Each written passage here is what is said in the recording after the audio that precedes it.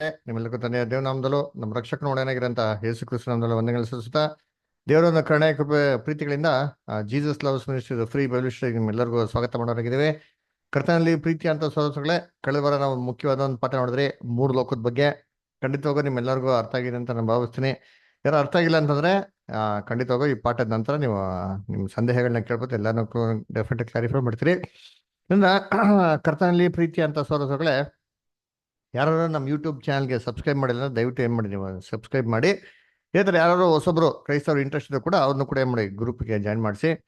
ಕರ್ತನಲ್ಲಿ ಪ್ರೀತಿ ಅಂತ ಸೋದರಗಳೇ, ಇವತ್ತು ನಾವು ನೋಡೋಂಥ ಪಾಠ ಯಾವ್ದಪ್ಪ ಅಂತಂದ್ರೆ ಮತ್ತೇನ ಬರೆದಂಥ ಸುವಾರ್ತೆಯಲ್ಲಿರುವಂಥ ಒಂದು ವಾಕ್ಯದ ಆಧಾರದ ಮೇಲೆ ನಮ್ಮ ಒಂದು ಪಾಠ ಇರ್ತಾರೆ. ಸೊ ಯಾವ್ದಪ್ಪ ವಾಕ್ಯ ಅಂತಂದ್ರೆ ಯೇಸು ಕ್ರಿಸ್ತು ಎರಡು ಮಾರ್ಗದ ಬಗ್ಗೆ ಏನ್ ಮಾಡ್ತಾರೆ ಹೇಳ್ತಾರೆ. ಅದರ ಸೊ ಅದ್ರ ಬಗ್ಗೆ ಓದೋಣ. ಮತ್ತೇನ ಬರೆದಂಥ ಸುವಾರ್ತೆ 7ನೇ ಅಧ್ಯಾಯ 13 ಮತ್ತು 14ನೇ ವಾಕ್ಯ ಓದಿ. Matthew 7 chapter 13 and 14. ಓದ್ತೀರಾ ಯಾರಾದ್ರೂ? ಓದಿ ಶ್ರದ್ಧಾ. ಇಕ್ಕಟ್ಟಾದ ಬಾಗಿಲಿಂದ ಒಳಕ್ಕೆ ಹೋಗಿರಿ, ನಾಶನಕ್ಕೆ ಹೋಗುವ ದೊಡ್ಡದು ದಾರಿ ಅಗಲವು, ಅದರಲ್ಲಿ ಹೋಗುವವರು ಬಹು ಜನ. ನಿತ್ಯ ಜೀವಕ್ಕೆ ಹೋಗುವ ಬಾಗಿಲು ಇಕ್ಕಟ್ಟು, ದಾರಿ ಬಿಕ್ಕಟ್ಟು, ಅದನ್ನು ಕಂಡು ಹಿಡಿಯುವವರು ಸ್ವಲ್ಪ ಜನ. Very good. ನೋಡ್ರ, ಇಲ್ಲಿ ಏನ್ ಮಾಡ್ತಾರೆ ಅಂದ್ರೆ ಎರಡು ಮಾರ್ಗಗಳ ಬಗ್ಗೆ ಹೇಳ್ತಾರೆ ಅಲ್ವರ. ಒಂದು ಹೆಂಗಪ್ಪ ಇದೆ ಮಾರ್ಗ ಅಂತಂದ್ರೆ ಕರ್ತನಲ್ಲಿ ಪ್ರೀತಿ ಅಂತ ಸಹೋದರಗಳೇ, ಒಂದು ವಿಶಾಲವಾದ ಮಾರ್ಗ ಇದೆ ಅಂತ ಹೇಳ್ತಾರೆ. ಆದ್ರೆ ಇನ್ನೊಂದು ಏನಪ್ಪ ಇದೆ ಅಂದ್ರೆ ಇಕ್ಕಟ್ಟಾದ ಮಾರ್ಗ ಇದೆ ಅಂತ ಅಂದ್ಬಿಟ್ಟು ಯೇಸು ಕ್ರಿಸ್ತ ಮಾಡ್ತಾರೆ, ಎರಡು ಮಾರ್ಗಗಳು ಹೇಳ್ತಾರೆ ಅದರ. ಸರಿ, ಈ ಎರಡು ಮಾರ್ಗ ಎಲ್ಲಪ್ಪ ಹೋಗ್ತದೆ ಅಂತ ನೋಡ್ಬೇಕಾದ್ರೆ ಕರ್ತನಲ್ಲಿ ಪ್ರೀತಿ ಅಂತ ಸಹೋದರಗಳೇ, ಒಂದು ವಿಶಾಲವಾದಂತ ಮಾರ್ಗ ಎಲ್ಲಿಗೆ ಹೋಗ್ತದೆ? ಯಾರು ಹೇಳ್ತೀರಾ? ವಿಶಾಲವಾದ ಮಾರ್ಗಗಳಿಗೆ ಹೋಗ್ತದೆ ಹೇಳ್ರಿ, ಯಾರು ಹೇಳ್ತೀರಾ? ವಿಶಾಲವಾದ ಮಾರ್ಗ ಎಲ್ಲಿಗೆ ಹೋಗ್ತದೆ? ಇಕ್ಕಟ್ಟಾದ ಮಾರ್ಗ ಎಲ್ಲಿಗೆ ಹೋಗ್ತದೆ? ವಿಶಾಲವಾದ ಮಾರ್ಗ ನರಕ, ಇಕ್ಕಟ್ಟಾದ ಮಾರ್ಗ ದೇವರ. Very good. ದೇವರ ಮಾರ್ಗ. ಸೊ ಬೇಕಾದ್ರೆ ಒಂದೊಂದು ನರಕದ ಹತ್ರ ಹೋಗ್ತಾರೆ, ಇನ್ನೊಂದೇನ್ರಿ ದೇವತ್ರ ಹೋಗ್ತಾರೆ ಅಂತ.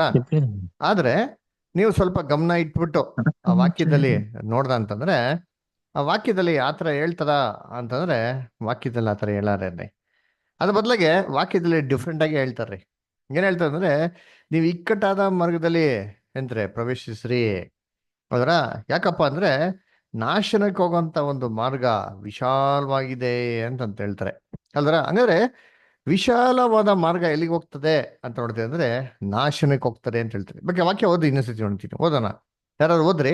ಮತ್ತೇನ ಬರೆದಂತ ಸುವಾರ್ತೆ 7ನೇ ಅಧ್ಯಾಯ 13 ಮತ್ತು 14ನೇ ವಾಕ್ಯ. ಇನ್ನೊಂದ್ಸತಿ ಯಾರಾದ್ರೂ ಓದ್ರಿ. ಇಕ್ಕಟ್ಟಾದ ಬಾಗಿಲಿನಿಂದ ಒಳಗೆ ಹೋಗಿರಿ, ನಾಶಕ್ಕೆ ಹೋಗುವ ಬಾಗಲ ದೊಡ್ಡದು, ದಾರಿ ಅಗಲವು, ಅದರಲ್ಲಿ ಹೋಗುವವರು ಬಹು ಜನ. ನಿತ್ಯ ಜೀವಕ್ಕೆ ಹೋಗುವ ಬಾಗಿಲು ಇಕ್ಕಟ್ಟು, ದಾರಿ ಬಿಕ್ಕಟ್ಟು, ಅದನ್ನು ಕಂಡುಹಿಡಿಯುವವರು ಸ್ವಲ್ಪ ಜನ. ನೋಡ್ರ, ನಾಶಕ್ಕೆ ಹೋಗಿನಂತ ಬಾಗಿಲು ದೊಡ್ಡದು, ದಾರಿ ಅಗಲವು ಅಂತ ಏನ್ ಮಾಡ್ತಾರೆ ಹೇಳ್ತಾರೆ. ಅಂದ್ರೆ ವಿಶಾಲವಾದ ಮಾರ್ಗ ಎಲ್ಗಪ್ಪ ಹೋಗ್ತಾರೆ ಅಂತ ನೋಡ್ತಿದ್ರೆ ನಾಶಕ್ಕೆ ಹೋಗ್ತದೆ ಅಂತ ನೋಡ್ತೀರಿ ಅದರ. ಸರಿ, ಈ ಇಕ್ಕಟ್ಟಾದ ಮಾರ್ಗ ಎಲ್ಗಪ್ಪ ಹೋಗ್ತದೆ ಅಂತಂದ್ರೆ ಅಲ್ಲಿ ಪರಲೋಕ ಅಂತ ಕೊಟ್ಟಿದ್ದಂದ್ರೆ ಇಲ್ಲ ರೀ. ಅಲ್ಲಿ ಅಂತಾರೆ ಏನ್ತಾರೆ ಅಲ್ಲಿ ಇದು ಜೀವಕ್ಕೆ ಹೋಗ್ತದೆ ಅಂತ ಮಾಡಿದ್ರೆ ನಮ್ಗೆ ಕೊಟ್ಟಿದ್ದಾರೆ ಅಲ್ಲರ. ಸೊ ಈ ರೀತಿ ಎರಡು ಮಾರ್ಗಗಳು ಎರಡು ಒಂದು ಹಂತಕ್ಕೆ ಹೋಗ್ತದೆ ಅಂತ ಕೊಟ್ಟಿದ್ರೆ ಅಲ್ರ. ಅಲ್ಲ ಕರ್ತನಲ್ಲಿ ಪ್ರೀತಿ ಅಂತ ಸೊಗಳೆ, ಇದೇನಪ್ಪ ಇದು ವಿಶಾಲವಾದ ಮಾರ್ಗ, ಇದು ನಾಶಕ್ಕೆ ಹೋಗ್ತಾರೆ ಅಂತ ಹೇಳ್ತಾರಲ್ಲ. ಯಾವ ನಾಶದ ಬಗ್ಗೆ ಮಾತಾಡ್ತಾ ಇರೋದು? ಒಬ್ಬ ಮನುಷ್ಯನ ಜೀವಿತದಲ್ಲಿ ಒಂದು ಫೈನಾನ್ಷಿಯಲ್ ಲಾಸ್, ಅಥವಾ ಅವನ ಆಕ್ಸಿಡೆಂಟ್ ಇಂದ ಬರುವಂತ ಒಂದು ದುರ್ಗತಿಗಳು, ಅಥವಾ ಎಕ್ಸಾಮ್ ಅಲ್ಲಿ ಫೇಲ್ಯೂರ್ ಆಗಿರೋದ್ರಿಂದ, ಅಥವಾ ಅವನಿಗೆ ಕಾಯಿಲೆ ಬಿದ್ದಿ ಅಸ್ವಸ್ಥ ಆಗಿರೋಂತ ಒಂದು ಬರುವಂತ ಒಂದು ಏನ್ರಿ ಇದ ನಾಶನ ಬಗ್ಗೆ ಹೇಳ್ತಾ ಇದ್ದಾರಾ ಅಂತಂದ್ರೆ ಇಲ್ಲ ರೀ. ಯಾಕಂದ್ರೆ ಈ ಒಂದು ನಾಶ ಅಂತ ಮುಟ್ಟು ಎಲ್ಲಪ್ಪ ಇದೆ ಅಂತ ನೋಡ್ತೀರಿ ಅಂತಂದ್ರೆ ಈ ಇಕ್ಕಟ್ಟಾದ ಮಾರ್ಗದ ಅಂತ್ಯದಲ್ಲಿದೆ ಅಂತ ನೋಡ್ತೀರಿ. ಸೊ ವಿಶಾಲವಾದ ಮಾರ್ಗದ ಅಂತ್ಯದಲ್ಲಿದೆ ಅಂತ ನೋಡ್ತೀರಿ. ಈ ವಿಶಾಲವಾದ ಮಾರ್ಗ ಎಲ್ಲಿಗಪ್ಪ ಹೋಗ್ತದೆ, ಎಲ್ಲಿಗೆ ಅಂತ್ಯ ಮುಟ್ತದೆ ಅಂತ ನೋಡ್ತೀರಿ ಅಂದ್ರೆ ಕರ್ತನಲ್ಲಿ ಪ್ರೀತಿ ಅಂತ ಸೋದರಗಳೇ ಏನ್ರಿ ನಾಶ ಅಲ್ವರ. So broad way leads to destruction. ಯಾವ್ದಪ್ಪ ಡಿಸ್ಟ್ರಕ್ಷನ್ ಅಂದ್ರೆ ಮಾರ್ಗದ ಅಂತ್ಯದಲ್ಲಿರೋದೇ ಡಿಸ್ಟ್ರಕ್ಷನ್ ಅಂತ ನೋಡ್ತೀರಿ. ಹಾಗಾದ್ರೆ ಒಬ್ಬ ಮನುಷ್ಯನ ಜೀವನದ ಅಂತ್ಯದಲ್ಲಿ ಇರುವಂತ ನಾಶ ಯಾವ್ದಪ್ಪ ಅಂತ ನೋಡ್ದ ಅಂದ್ರೆ ಅದು ಫೈನಾನ್ಷಿಯಲ್ ಲಾಸ್ ಆಗ್ಲಿ ಅಥವಾ ಕಾಯಿಲೆಯಿಂದ ಆಗ್ಲಿ ಬರುವಂತ ಏನ್ರಿ ಒಂದು ನಾಶದ ಬಗ್ಗೆ ಹೇಳಲ್ಲ. ಮನುಷ್ಯನ ಒಂದು ಜೀವಿತದಲ್ಲಿ ಕೊನೆಯಲ್ಲಿ ಬರುವಂತ ನಾಶ ಯಾವ್ದಪ್ಪ ಅಂತಂದ್ರೆ ಮರಣ. ಅದರ ಈ ಒಂದು ನಾಶದಿಂದ ಯಾರು ತಪ್ಪಿಸ್ಕೊಳಕ್ಕೆ ಸಾಧ್ಯನೇ ಇಲ್ಲ. So the last final destruction ಮನುಷ್ಯ ಫೇಸ್ ಮಾಡೋದು ಯಾವ್ದಪ್ಪ ಅಂದ್ರೆ ಡೆತ್. ಹಂಗಾರೆ ಇಲ್ಲಿ ಹೇಳ್ತಾರದು ಯಾವ್ದ್ರ ಬಗ್ಗೆ ಅಪ್ಪ ಅಂದ್ರೆ ಮರಣದ ಬಗ್ಗೆ ಏನ್ ಮಾಡ್ತಾವ್ರು ಹೇಳ್ತಾರೆ. ನೋಡಿ ಒಂದು ವಾಕ್ಯ ಓದೋಣ. ಧ್ಯಾನೋಕ್ತಿ 14ನೇ ಅಧ್ಯಾಯ 12ನೇ ವಾಕ್ಯ. Proverbs 14:12 ಯಾರು ಓದ್ತೀರಾ?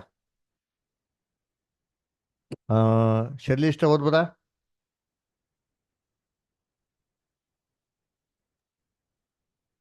ಓದಿ ಪುಷ್ಪ. ಮನುಷ್ಯ ದೃಷ್ಟಿಗೆ ಸರಳವಾಗಿ ತೋರುವ ಒಂದು ದಾರಿಯುಂಟು, ಅದು ಕಟ್ಟ ಕಡೆಗೆ ಮರಣ ಮಾರ್ಗವೇ. ನೋಡ್ರ, ಮನುಷ್ಯನಿಗೆ ಸರಳವಾಗಿ ತರುವಂತ ಒಂದು ದಾರಿ ಉಂಟಂತೆ, ನೋಡಕ್ಕೆ ಚೆನ್ನಾಗಿದೆ ಅಂತಾರೆ ಮಾರ್ಗ. ಆದ್ರೆ ಅದು ಕಟ್ಟ ಕಡೆ ಏನಪ್ಪಾ ಅಂತಂದ್ರೆ ಮರಣ ಮಾರ್ಗವೇ ಅಂತ ನೋಡ್ತೀರಿ ಅದರ. ಸೊ ಅದು ಲಾಸ್ಟ್ ಏನಪ್ಪಾ ಅಂದ್ರೆ ಡೆತ್ ಅಂತ ನೋಡ್ತೀರಿ ಅದರ. ಸೊ ಈ ಒಂದು ಡೆತ್ ಬಗ್ಗೆನೆ ಏನ್ ಮಾಡ್ತಾ ಇದ್ದಲ್ಲಿ ಅಲ್ಲಿ ಏನ್ರಿ ನಮ್ಗೆ ಯೇಸು ಕ್ರಿಸ್ತ ಏನ್ ಮಾಡ್ತಾ ಇದ್ ಹೇಳ್ತಾ ಇರೋದು ಅಲ್ಲರ. ಅದಕ್ಕೆ ಏನ್ರಿ ಮನುಷ್ಯ ಏನ್ ಹೇಳ್ತಾನೆ, life is short, make it sweet ಅದರ, ಎಂಜಾಯ್ ಇಟ್ ಅಲ್ವರ ಅಂತ ಏನ್ ಮಾಡ್ತಾರೆ ಹೇಳ್ತಾರೆ ಅಲ್ಲರ. ಅದಕ್ಕೆ ಈ ಒಂದು ವಿಶಾಲವಾದ ಮಾರ್ಗದ ಒಂದು ಕಾನ್ಸೆಪ್ಟ್ ಏನಪ್ಪಾ ಅಂದ್ರೆ ಎಂಜಾಯ್ಮೆಂಟ್ ಅದರ, ಸೆಲ್ಫಿಶ್ನೆಸ್ ಮತ್ತೆ ಪ್ಲೆಷರ್ ಅಲ್ವರ. ಅದಕ್ಕೆ ನೋಡ್ಬೇಕಾದ್ರೆ ಕರ್ತನಲ್ಲಿ ಪ್ರೀತಿ ಅಂತ ಸೊಗಳೆ ಈ ಒಂದು ಮಾರ್ಗ ಅಂತ್ಯದಲ್ಲಿ ಮರಣಕ್ಕೆ ಏನ್ ಮಾಡ್ತಾ ಹೋಗ್ತಾರೆ. ಸರಿ, ಈ ಒಂದು ಮಾರ್ಗನ ಮೊದಲು ಇನಾಗ್ರೇಟ್ ಮಾಡಿ ಇದರಲ್ಲಿ ನಡೆದಿರೋಂಥ ಮೊದಲನೇ ಮನುಷ್ಯ ಯಾರಪ್ಪ ಅಂತ ನೋಡ್ತಾ ಇದ್ರೆ ನಮ್ಮ ಮೊದಲನೇ ತಂದೆ ಆಗಿರೋಂಥ ಏನ್ರಿ ಆದಾಮನು, ಮೊದಲನೇ ಮನುಷ್ಯನಂತ ಆದಾಮನು. ಅವನು ಈ ಒಂದು ಮಾರ್ಗದಲ್ಲಿ 930 ವರ್ಷ ತಗೋತನ್ರಿ ನಡೆಯೋದಿಕ್ಕೆ. ನಡೆದಿ ಅಂತ್ಯದಲ್ಲಿ ಆ ಒಂದು ನಾಶನ ಏನ್ರಿ ಮುಟ್ಟೋದಿಕ್ಕೆ ಅವಂಗೆ ತೊಗೊಂಡಿರೋಂಥ ಒಂದು ವರ್ಷಗಳು 930 ವರ್ಷ. ಆದ್ರೆ ಇವತ್ತು ಆದಾಮಿನ ಮುಖಾಂತರ ಆದಾಮಿನ ಸಂತತಿಯವರು ಎಲ್ಲರೂ ಈ ಮಾರ್ಗದಲ್ಲಿ ತುಂಬಾ ವೇಗವಾಗಿ ಏನ್ ಮಾಡ್ತಾ ಇದ್ದಾರೆ, ಹೋಗ್ತಾ ಇದ್ದಾರೆ. ಎಷ್ಟಪ್ಪ ವೇಗವಾಗಿ ಹೋಗ್ತಾ ಇದ್ದಾರೆ ಅಂತಂದ್ರೆ ಆದಾಮ್ಗೆ ಈ ಒಂದು ಮಾರ್ಗದಲ್ಲಿ ಏನ್ರಿ ಓಡಿ ಮುಗಿಸೋದಿಕ್ಕೆ 930 ವರ್ಷ ಬೇಕಾಗಿತ್ರಿ.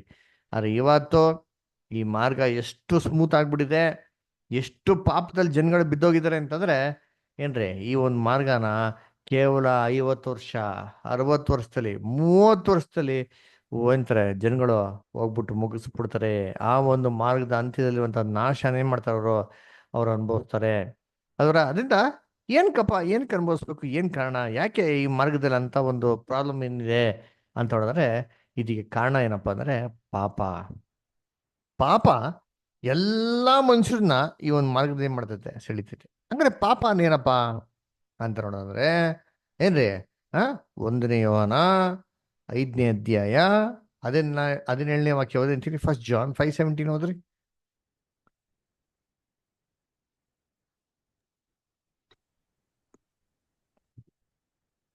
ನೀತಿಗೆ ವಿರುದ್ಧವಾದದ್ದೆಲ್ಲ ಪಾಪವಾಗಿದೆ, ಆದರೂ ಮರಣಕರವಲ್ಲದ ಪಾಪ ಉಂಟು. ನೋಡ್ರ, ನೀತಿಗೆ ವಿರುದ್ಧವಾದದ್ದು ಎಲ್ಲವೇನಾಗಿದೆ, ಪಾಪವಾಗಿದೆ ಅಲ್ರ. ಸಂಗರೆ ದೇವರ ನೀತಿ ಅಂತಂದಿದೆ, ಅದ್ರ ವಿರುದ್ಧವಾಗಿ ಏನ್ ಮಾಡಿದ್ರೆ ಏನ್ರಿ ಅದು ಪಾಪ ಅಲ್ದ್ರ. ಈ ಪಾಪ ಮನುಷ್ಯನ ವಿಶಾಲವಾದ ಮಾರ್ಗದ ಏನ್ ಮಾಡ್ತದೆ, ಸರಿತೈತೆ ನೋಡೈತಿ ಅದರ. ಅಂದ ಕರ್ತನಲ್ಲಿ ಪ್ರೀತಿ ಅಂತ ಸೊಗಳೆ ಮೊದಲು ಈ ಪಾಪ ಮಾಡಿ ದೇವ್ರ ವಿರುದ್ಧವಾಗಿ ಮಾಡಿದಂತ ಮನುಷ್ಯ ಯಾರಪ್ಪ ಅಂತಂದ್ರೆ ಆದಾಮನು. ಆದಾಮ ಮುಖಾಂತರ ಲೋಕ ಇರ್ತ ಪ್ರತಿಯೊಬ್ಬ ಮನುಷ್ಯರು ಏನ್ ಮಾಡ್ತಾ ಇದಾರೆ, ಆ ಮಾರ್ಗದಲ್ಲಿ ನಡೀತಾ ಇದಾರೆ ಅಲ್ರ. ಅದಕ್ಕೆ ನಮ್ ಎಲ್ಲಾರ ಮೇಲೂ ಈ ಮರಣದಂಡನೆ ಬರೋದಕ್ಕೆ ಒಬ್ಬ ವ್ಯಕ್ತಿ ಕಾರಣ. ಆ ವ್ಯಕ್ತಿ ಯಾರಪ್ಪ ಅಂದ್ರೆ ಆದಾಮನು. ಆದಾಮ ಮಾಡಿದಂತ ಒಂದು ಪಾಪದ ಒಂದು ದಂಡನೆ ನಮ್ ಎಲ್ಲಾರ ಮೇಲೆ ಏನಾಗ್ಬಿಡ್ತೋ ಬಂದ್ಬಿಡ್ತು. ಅದಕ್ಕೆ ನಾವೆಲ್ಲರೂ ಏನ್ ಮಾಡ್ತಾ ಇವತ್ತು ಈ ವಿಶಾಲವಾದ ಮಾರ್ಗದಲ್ಲಿ ನಡೀತಾ ಇದ್ರಿ. ಹೋದ ನೋಡಿ ವಾಕ್ಯ ಎಲ್ಲಪ್ಪ ಅಂದ್ರೆ ರೋಮಪುರದಲ್ಲಿ 5ನೇ ಅಧ್ಯಾಯ 12ನೇ ವಾಕ್ಯ. ರೋಮನ್ಸ್ 5:12 ನೋಡಿ. ಯಾರು ಓದ್ತೀರಾ? ಶರ್ಲಿ ಸಿಸ್ಟರ್ ಓದ್ಬೋದಾ? ರೋಮನ್ಸ್ 5:12.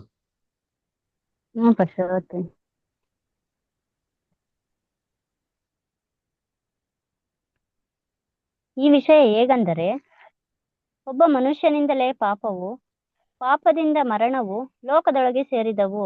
ಎಲ್ಲರೂ ಪಾಪ ಮಾಡಿದ್ದರಿಂದ ಮರಣವು ಹೀಗೆ ಎಲ್ಲರಲ್ಲಿಯೂ ವ್ಯಾಪಿಸಿತು. ನೋಡ್ರ ಏನ್ರಿ ಎಷ್ಟು ಕ್ಲೀನ್ ಆಗಿದೆ. ಈ ವಿಷಯ ಹೇಗೆಂದರೆ ಒಬ್ಬ ಮನುಷ್ಯನಿಂದಲೇ ಪಾಪವು, ಪಾಪದಿಂದ ಮರಣವು ಲೋಕದಲ್ಲಿ ಸೇರಿದವು. ಅಂದ್ರೆ ಲೋಕದಲ್ಲಿ ಪಾಪ ಮತ್ತೆ ಮರಣ ಬರೋದಕ್ಕೆ ಏನಪ್ಪ ಕಾರಣ ಅಂದ್ರೆ ಒಬ್ಬ ಮನುಷ್ಯ ರೀ. ಒಬ್ಬ ಮನುಷ್ಯ ದೇವರಾಜ್ಞೆ ಮೀರ್ದ, ಅವನ ನಿಮಿತ್ತವಾಗಿ ಏನ್ ಬಂತು ಲೋಕದಲ್ಲಿ ಪಾಪ ಸಂಬಳ ಮರಣ ಬಂತು. ಈ ಒಂದು ಮರಣನ ದೇವರು ಲೋಕದಲ್ಲಿ ಪ್ರತಿಯೊಬ್ಬ ಮನುಷ್ಯನ ಮೇಲೆ ಏನಾಗ್ಬಿಟ್ರು, ಇದನ್ನ ಹಾಕ್ಬಿಟ್ರು. ಯಾಕೆ? ಅದು ಬರೋಂಥ ಕ್ಲಾಸಸ್ ನೋಡೋಣ. ಆದ್ರೆ ಎಲ್ಲಾರು ಇವತ್ತು ಸಾಯ್ತಾ ಇರೋದು ಯಾರದಪ್ಪ ಅಂತಂದ್ರೆ ಆದಾಮಲ್ಲಿ. ಯಾಕೆ? ಪಾಪ ಅಂದ್ರೇನು? ದೇವರಿಗೆ ವಿರುದ್ಧವಾಗಿರುವಂಥದ್ದು ಎಲ್ಲವೂ ಪಾಪ, ಎಲ್ಲ ನೀತಿಯನ್ನಾಗಿದೆ ಪಾಪವಾಗಿದೆ ಅಂತ ಹೇಳ್ತಾರೆ. ಅದ್ರಲ್ಲಿ ಚಿಕ್ಕದಿಲ್ಲ ದೊಡ್ಡದಿಲ್ಲ, ಎಲ್ಲ ಈಕ್ವಲ್ ರೀ, ಅಲ್ವರ? ಆದರೆ ಇವತ್ತು ಲೋಕದಲ್ಲಿ ಡಿಫ್ರೆಂಟ್ ರೀ. ಏನ್ರಿ? ಲೋಕದಲ್ಲಿ ಆನೆ ಕದ್ರು ಕಳ್ಳಾನೇ, ಕಳ್ಳಕ್ಕೆ ಹಾಕಿದ್ರು ಕಳ್ಳಾನೇ ಅಂತ ಹೇಳ್ತಾರೆ. ಆದರೆ ಆನೆ ಕದ್ದಿರೋ ಕಳ್ಳನ್ಗೂ ಕಳ್ಳಕಾಯಿ ಕದ್ದಿರೋಂಥ ಕಳ್ಳನ್ಗೂ ಒಂದೇ ತೀರ್ಪು ಕೊಡ್ತಾರಾ? ಇಲ್ಲ ರೀ. ಅದರ ಕರ್ತನಲ್ಲಿ ಪ್ರೀತಿ ಅಂತ ಸೊಗಳೆ. ಅದಕ್ಕೆ ಏನ್ರಿ ಬೇರೆ ಬೇರೆ ದಂಡನೆ ಏನಾಗಿದೆ. ಆದರೆ ದೇವರ ದೃಷ್ಟಿಯಲ್ಲಿ ಎಲ್ಲ ಪಾಪಗಳು ಒಂದೇ ರೀ. ಚಿಕ್ಕದಾಗಿರ್ಬೋದು ದೊಡ್ಡದಾಗಿರ್ಬೋದು, ಪಾಪ ಸಂಬಳ ಮರಣ. ಉದಾಹರಣೆಗೆ ನೋಡ್ಬೇಕಾರೆ ಸುಳ್ಳು ರೀ, ಅಲ್ವರ? ಇವಾಗ ಮನುಷ್ಯ ಸುಳ್ಳು ಹೇಳ್ಬೋದಾ ಅಥವಾ ಹೇಳ್ಕೊಡ್ದಾ? ಏನ್ ಹೇಳ್ತಾರೆ ನೀವು? ಸುಳ್ಳು ಹೇಳ್ಬೋದಾ?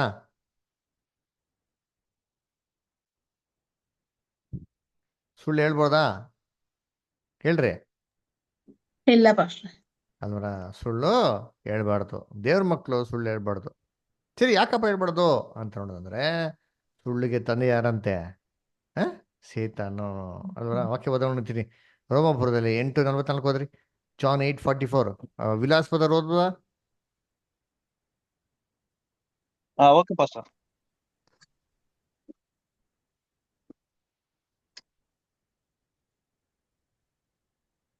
ಓಕೆ. ಸೊ ನೀವು ಆ ತಂದೆಯಿಂದ ಹುಟ್ಟಿದವರಾಗಿದ್ದು ನಿಮ್ಮ ತಂದೆಯ ದುರುಚ್ಚೆಗಳನ್ನೇ ನಡೆಸಬೇಕೆಂದಿದ್ದೀರಿ. ಅವನು ಆದಿಯಿಂದಲೂ ಕೊಲೆಗಾರನಾಗಿದ್ದು ಸತ್ಯದಲ್ಲಿ ನಿಲ್ಲಲಿಲ್ಲ, ಅವನಲ್ಲಿ ಸತ್ಯವು ಇಲ್ಲವೇ ಇಲ್ಲ. ಅವನು ಸುಳ್ಳಾಡುವಾಗ ಸ್ವಭಾವಾನುಸಾರವಾಗಿ ಆಡುತ್ತಾನೆ. ಅವನು ಸುಳ್ಳುಗಾರನು, ಸುಳ್ಳಿಗೆ ಮೂಲ ಪುರುಷನು ಆಗಿದ್ದಾನೆ.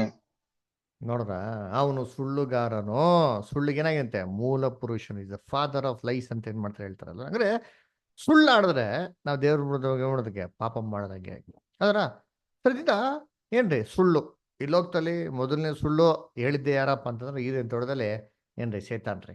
ಅದರಿಂದ ಲೋಕದಲ್ಲಿ ಏನ್ ಬಂದ್ಬಿಟ್ಟ ಪಾಪ ಸಂಬಳ ಮರಣ ಏನ್ ಮಾಡ್ತದೆ ಅಂದ್ಬಿಟ್ಟು ಅಂತ ಇವತ್ತು ಲೋಕ ಎಲ್ಲ ಬಂದ್ಬಿಟ್ಟು ಆ ಪಾಪದ ಮಾರ್ಗದಲ್ಲಿ ನಡೀತಾ ಇರೋದು, ಅಲ್ವರ? ಅದಕ್ಕೆ ಮನುಷ್ಯ ಇವತ್ತು ಎಷ್ಟಪ್ಪ ಸುಳ್ಳು ಹೇಳ್ತಾನೆ ಲೋಕದಲ್ಲಿ?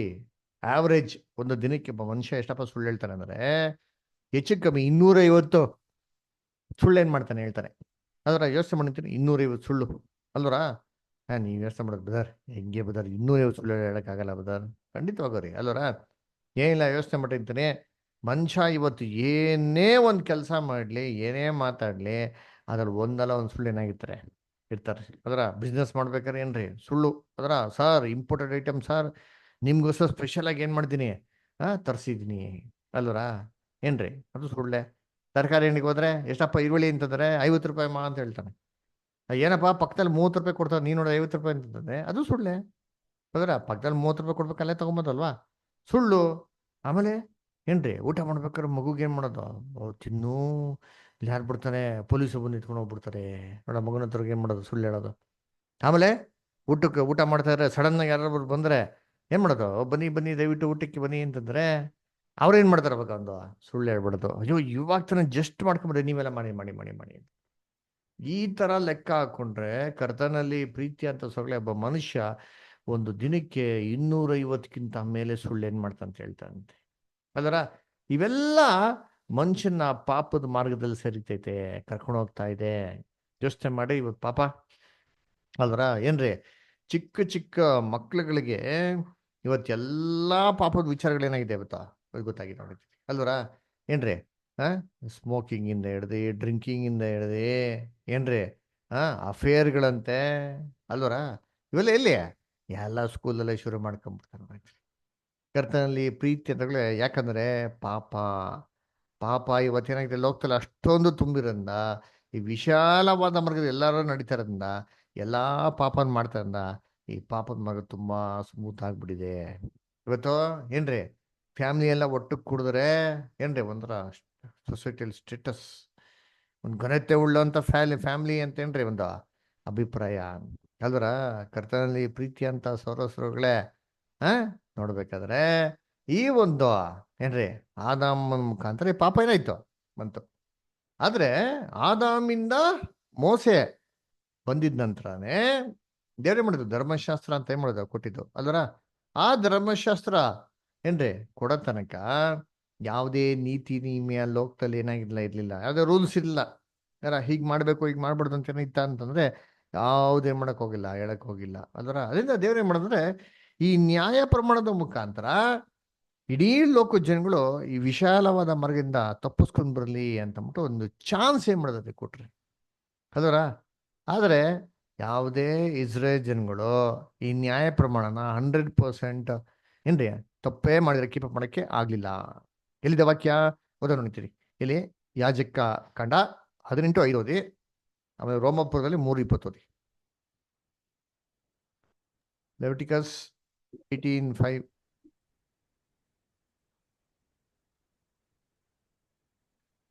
ನನ್ನ ಆಜ್ಞಾ ವಿಧಿಗಳ ಪ್ರಕಾರ ನಡೆದುಕೊಳ್ಳುವವರು ಆ ಆಜ್ಞಾ ವಿಧಿಗಳ ಮೂಲಕ ಬದುಕುವರು.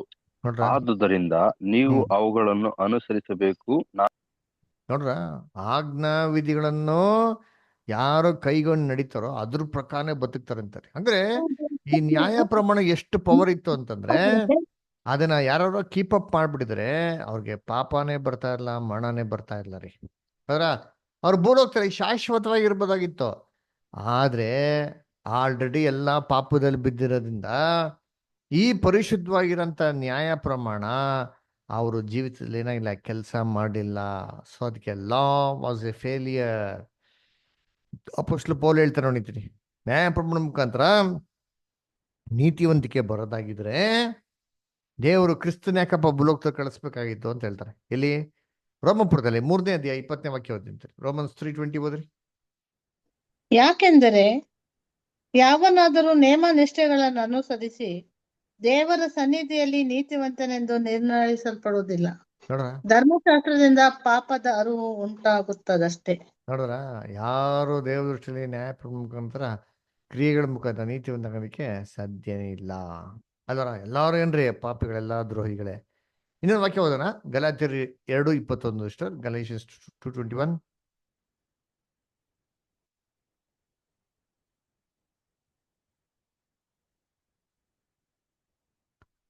ಓಕೆ, ಬೇರೆ ಯಾರು ಬೈಬಲ್ ಸಿಕ್ಕರೆ ಓದ್ಬೋದು.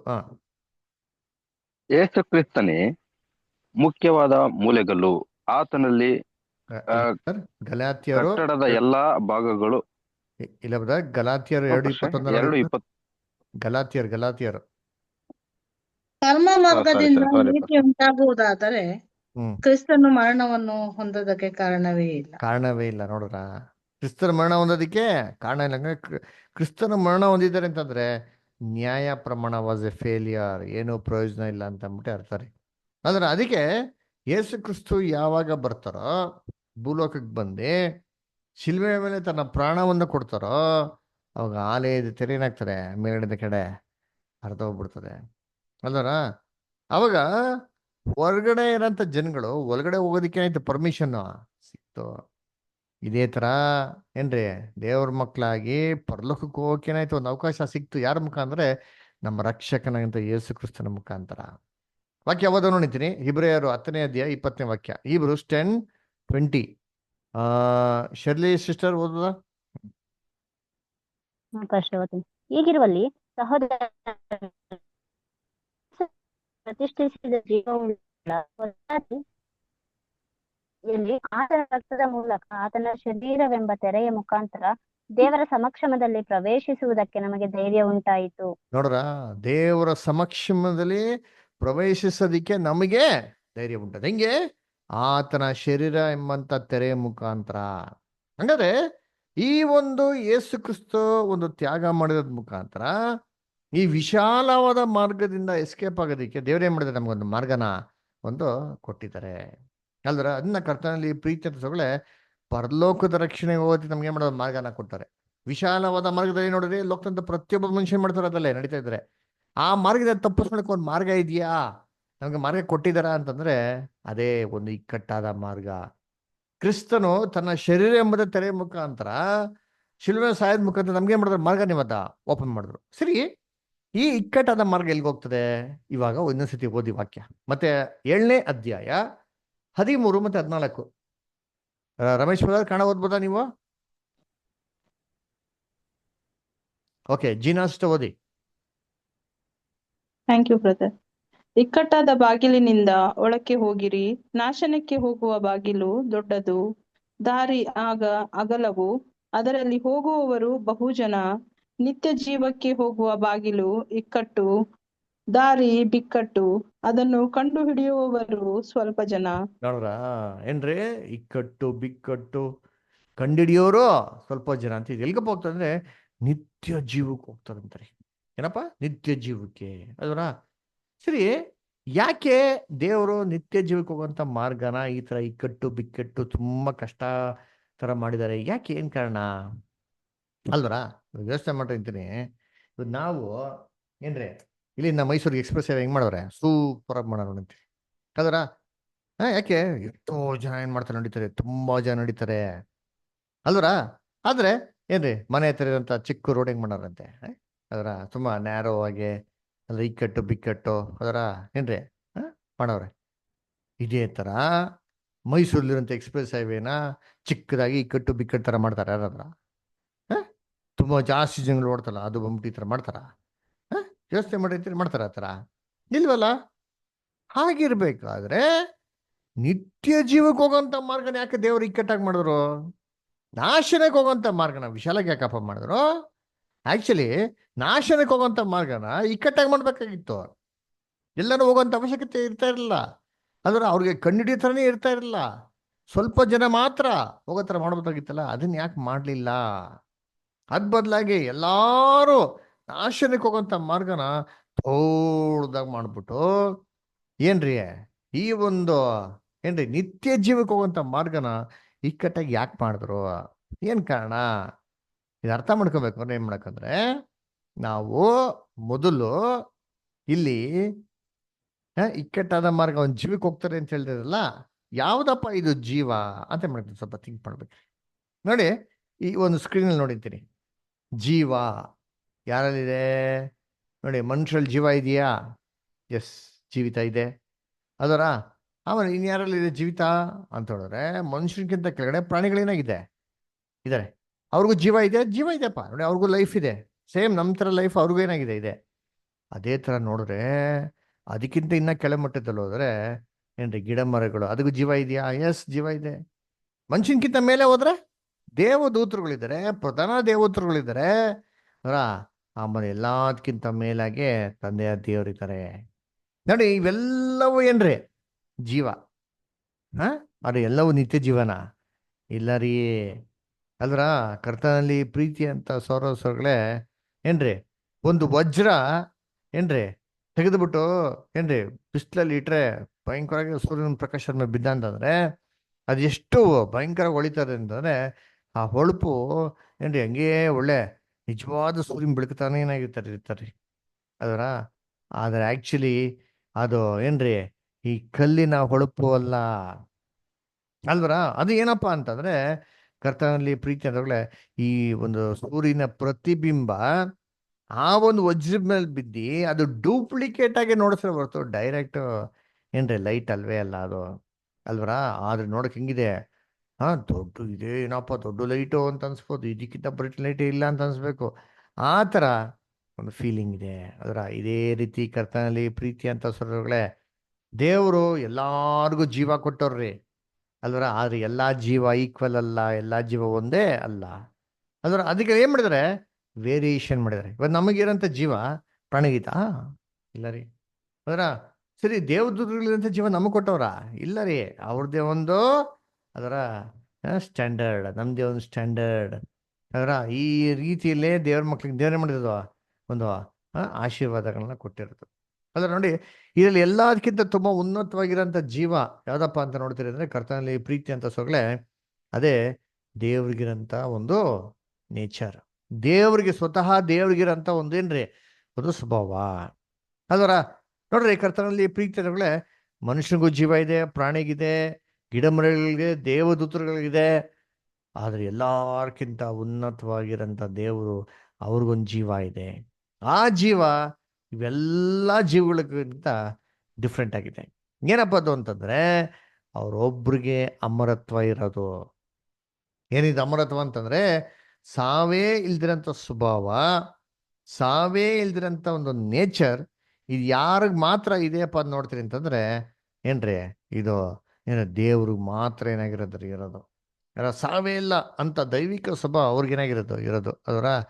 ಈ ಒಂದು ದೈವಿಕ ಸ್ವಭಾವನ ಫಸ್ಟ್ ಮೊದಲು ಯಾರಪ್ಪ ಪಡ್ಕೊಂಡ್ರು ಅಂತ ನೋಡ್ತಂದ್ರೆ ನಮ್ಮ ರಕ್ಷಕನಾಗಿರೋಂಥ ಯೇಸು ಕ್ರಿಸ್ತನ್ರಿ.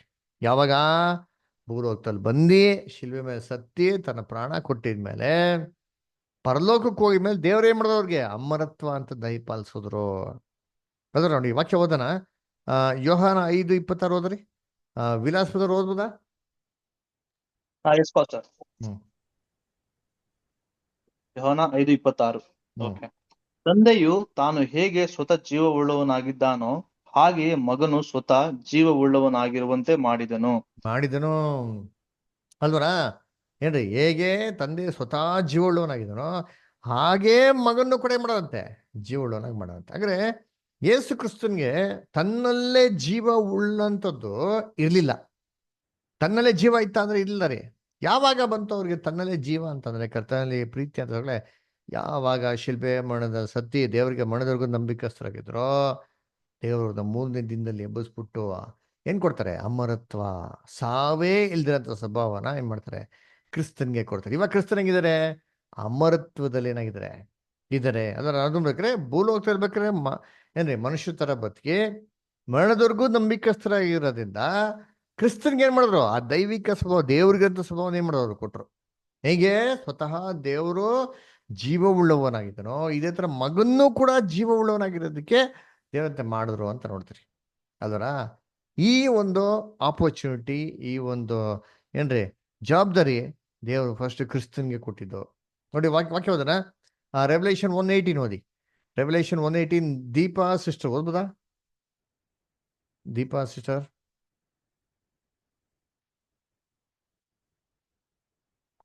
Okay. Jeena sister Jeena. Okay brother. ಹ್ಮ್. ಸತ್ತವನಾದೆನು ಮತ್ತು ಹೇಗೋ ಯುಗಾಂತರಗಳಲ್ಲಿಯೂ ಬದುಕುವನಾಗಿದ್ದೇನೆ. ಮರಣದ ಮತ್ತು ಪಾತಾಳದ ಬೀಗದ ಕೀಗಳು ನನ್ನಲ್ಲಿ ಅವೆ. ನೋಡ್ರ, ಮರಣದ ಪಾತಾಳದ ಬೀದಿಕೆ ನನ್ನಲ್ಲಿವೆ. ಸತ್ತವನಾದೇನೋ ಏನ್ರಿ ಯುಗಾಂತರಗಳ ಜೀವಂತವಾಗಿದ್ದೀನಿ ಅಂತೆ. ಯೇಸು ಕ್ರಿಸ್ತ ಸತ್ತ ಅದು ಇವಾಗ ಹಿಂಗಪ್ಪ ಇದ್ದಾರೆ ಜೀವಕ್ಕೆ ಅಂತಂದ್ರೆ ಏನ್ರಿ ಯುಗಾಂತರಗಳ ಅಮರತ್ವ ಜೀವ ಯಾರಿಗಿರೋದು? ಕ್ರಿಸ್ತನ್ಗಿರೋದ್ರಿ. ಕರ್ತನಲ್ಲಿ ಪ್ರೀತಿ ಅಂತ ಸ್ವರ್ಗಳೇ ದೇವ್ರ ಹೆಂಗ್ ಗೊತ್ತ ಹೇಳ್ತಾರೆ ಏನ್ರಿ? ಯಾರ್ಯಾರೆಲ್ಲ ಇಕ್ಕಟ್ಟಾದ ಮಾರ್ಗದಲ್ಲಿ ನಡೀತಿರೋ, ಯಾರೆಲ್ಲ ದಾರಿ ಇಕ್ಕಟ್ಟು ಅಂತ ಗೊತ್ತಿಟ್ಕೊಂಡು ಯಾರೆಲ್ಲ ಈ ಮಾರ್ಗದಲ್ಲಿ ಬರ್ತಿರೋ ಇವ್ರು ಎಲ್ಲಾರ್ಗೂ ಸೇಮ್ ಅವಕಾಶ, ಸೇಮ್ ಪ್ರೈಸ್ ಏನ್ ಮಾಡ್ತೀವಿ ಅಂದ್ರು ಕೊಡ್ತೀವಿ ಅಂದ್ರ ದೇವ್ರು. ನೋಡಿ ಓದೋಣ. First Peter 2:21. ಓದಿ ಪುಷ್ಪಲತಾ ಅಷ್ಟರ್. ಇದಕ್ಕಾಗಿಯೇ ನೀವು ಕರೆಯಲ್ಪಟ್ಟಿರಿ. ಕ್ರಿಸ್ತನು ಸಹ ನಿಮಗೋಸ್ಕರ ಬಾಧೆಯನ್ನು ಅನುಭವಿಸಿ ನೀವು ತನ್ನ ಹೆಜ್ಜೆಯ ಜಾಡಿನಲ್ಲಿ ನಡೆಯಬೇಕೆಂದು ಮಾದರಿಯನ್ನು ತೋರಿಸಿ ಹೋದನು. ಮಾದರಿಯನ್ನು ತೋರಿಸ್ಕೊಂಡು ಹೋಗಂತಾರೆ. ಕ್ರಿಸ್ತನ ಹೆಜ್ಜೆಯಲ್ಲಿ ನಡಿಬೇಕು ಅಂತ ಅಲ್ವರ. ಸೇಮ್ ಡಿಟ್ ಅವ್ರ ನಡಿಬೇಕು ಅಂತ ಅಲ್ವರ. ಸೇಮ್ ಪ್ರೈಸ್ ನಮಗ್ ಕೊಡ್ತಾರೆ. ತಿಳಿದ ವಾಕ್ಯಗಳು ಓದೋಣ. ರೋಮಪುರದಲ್ಲಿ 3:21. ಶರ್ಲಿ ಇಷ್ಟ ಓದ್ತೀರಾ? ರೋಮಪುರದಲ್ಲಿ 3:21. ಸಾರಿ, ರೆವಲ್ಯೂಷನ್ 3:21. ಕ್ಷಮಿಸಿ, ರೋಮಪುರದಲ್ಲ, ಪ್ರಕಟಣೆ 3:21.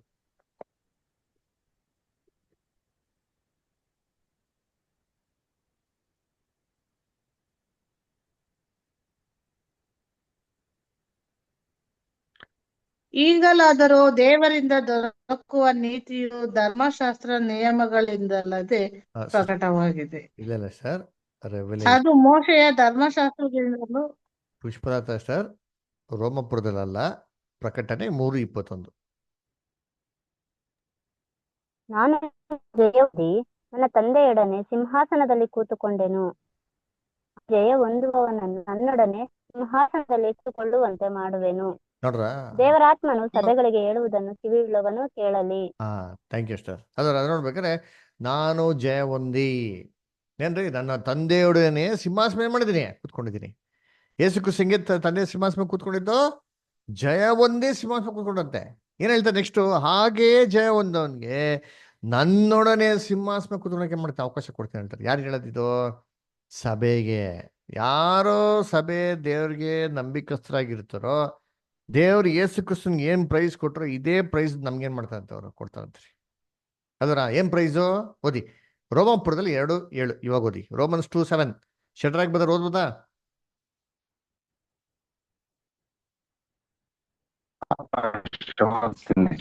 ಹ್ಮ್. ಯಾರು ಪ್ರಭಾವಮಾನ ನಿರ್ಲಯತ್ವಗಳನ್ನು ಹೊಂದಬೇಕೆಂದು ಒಳ್ಳೆಯದನ್ನು ಬೇಸರಗೊಳ್ಳದೆ ಮಾಡುತ್ತಾರೋ ಅವರಿಗೆ ನಿತ್ಯ ಜೀವವನ್ನು ಕೊಡುವನು. Very good. ನೋಡ್ರ, ಯಾರು ಪ್ರಭಾವಮಾನ ನಿರ್ಲಯತ್ವವನ್ನು ಹೊಂದಬೇಕೆಂದು, ನಿರ್ಲಯತ್ವ ಅಮರತ್ವ ಅದೇ ರೀ, ಹೊಂದಬೇಕೆಂದು ಒಳ್ಳೇದನ್ನು ಬೇಸರಗೊಳ್ಳದೆ ಮಾಡ್ತಾರೋ ಅವ್ರಿಗೆ ನಿತ್ಯ ಜೀವ ಕೊಡ್ತಾರೆ. ಇದೇ ಸಭೆಗೆ ಏನ್ ಮಾಡಿದ್ರು, ಪ್ರಾಮಿಸ್ ಮಾಡಿದ್ರು. ಇಕ್ಕಟ್ಟಾದ ಮಾರ್ಗದ ನಡೆದ ಅಂದ್ರೆ ನಮ್ಗೇನ್ರಿ ಸೇಮ್ ಪ್ರಾಮಿಸ್.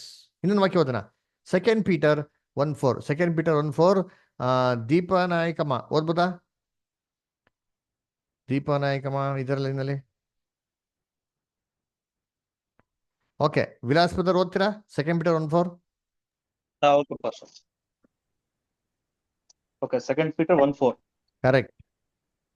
ನೀವು ಲೋಕದಲ್ಲಿ ದುರಾಶೆಯಿಂದುಂಟಾದ ಕೆಟ್ಟತನಕ್ಕೆ ತಪ್ಪಿಸಿಕೊಂಡು ದೈವ ಸ್ವಭಾವದಲ್ಲಿ ಪಾಲನ್ನು ಹೊಂದುವವರಾಗಬೇಕೆಂಬ ಉದ್ದೇಶದಿಂದ ದೇವರು ತನ್ನ ಪ್ರಭಾವ ಗುಣಾತಿಶಯಗಳಿಂದ ಅಮೂಲ್ಯವಾಗಿಯೂ ಉತ್ಕೃಷ್ಟವಾಗಿಯೂ ಇರುವ ವಾಗ್ದಾನಗಳನ್ನು ನಮಗೆ ದಯಪಾಲಿಸಿದ್ದಾನೆ.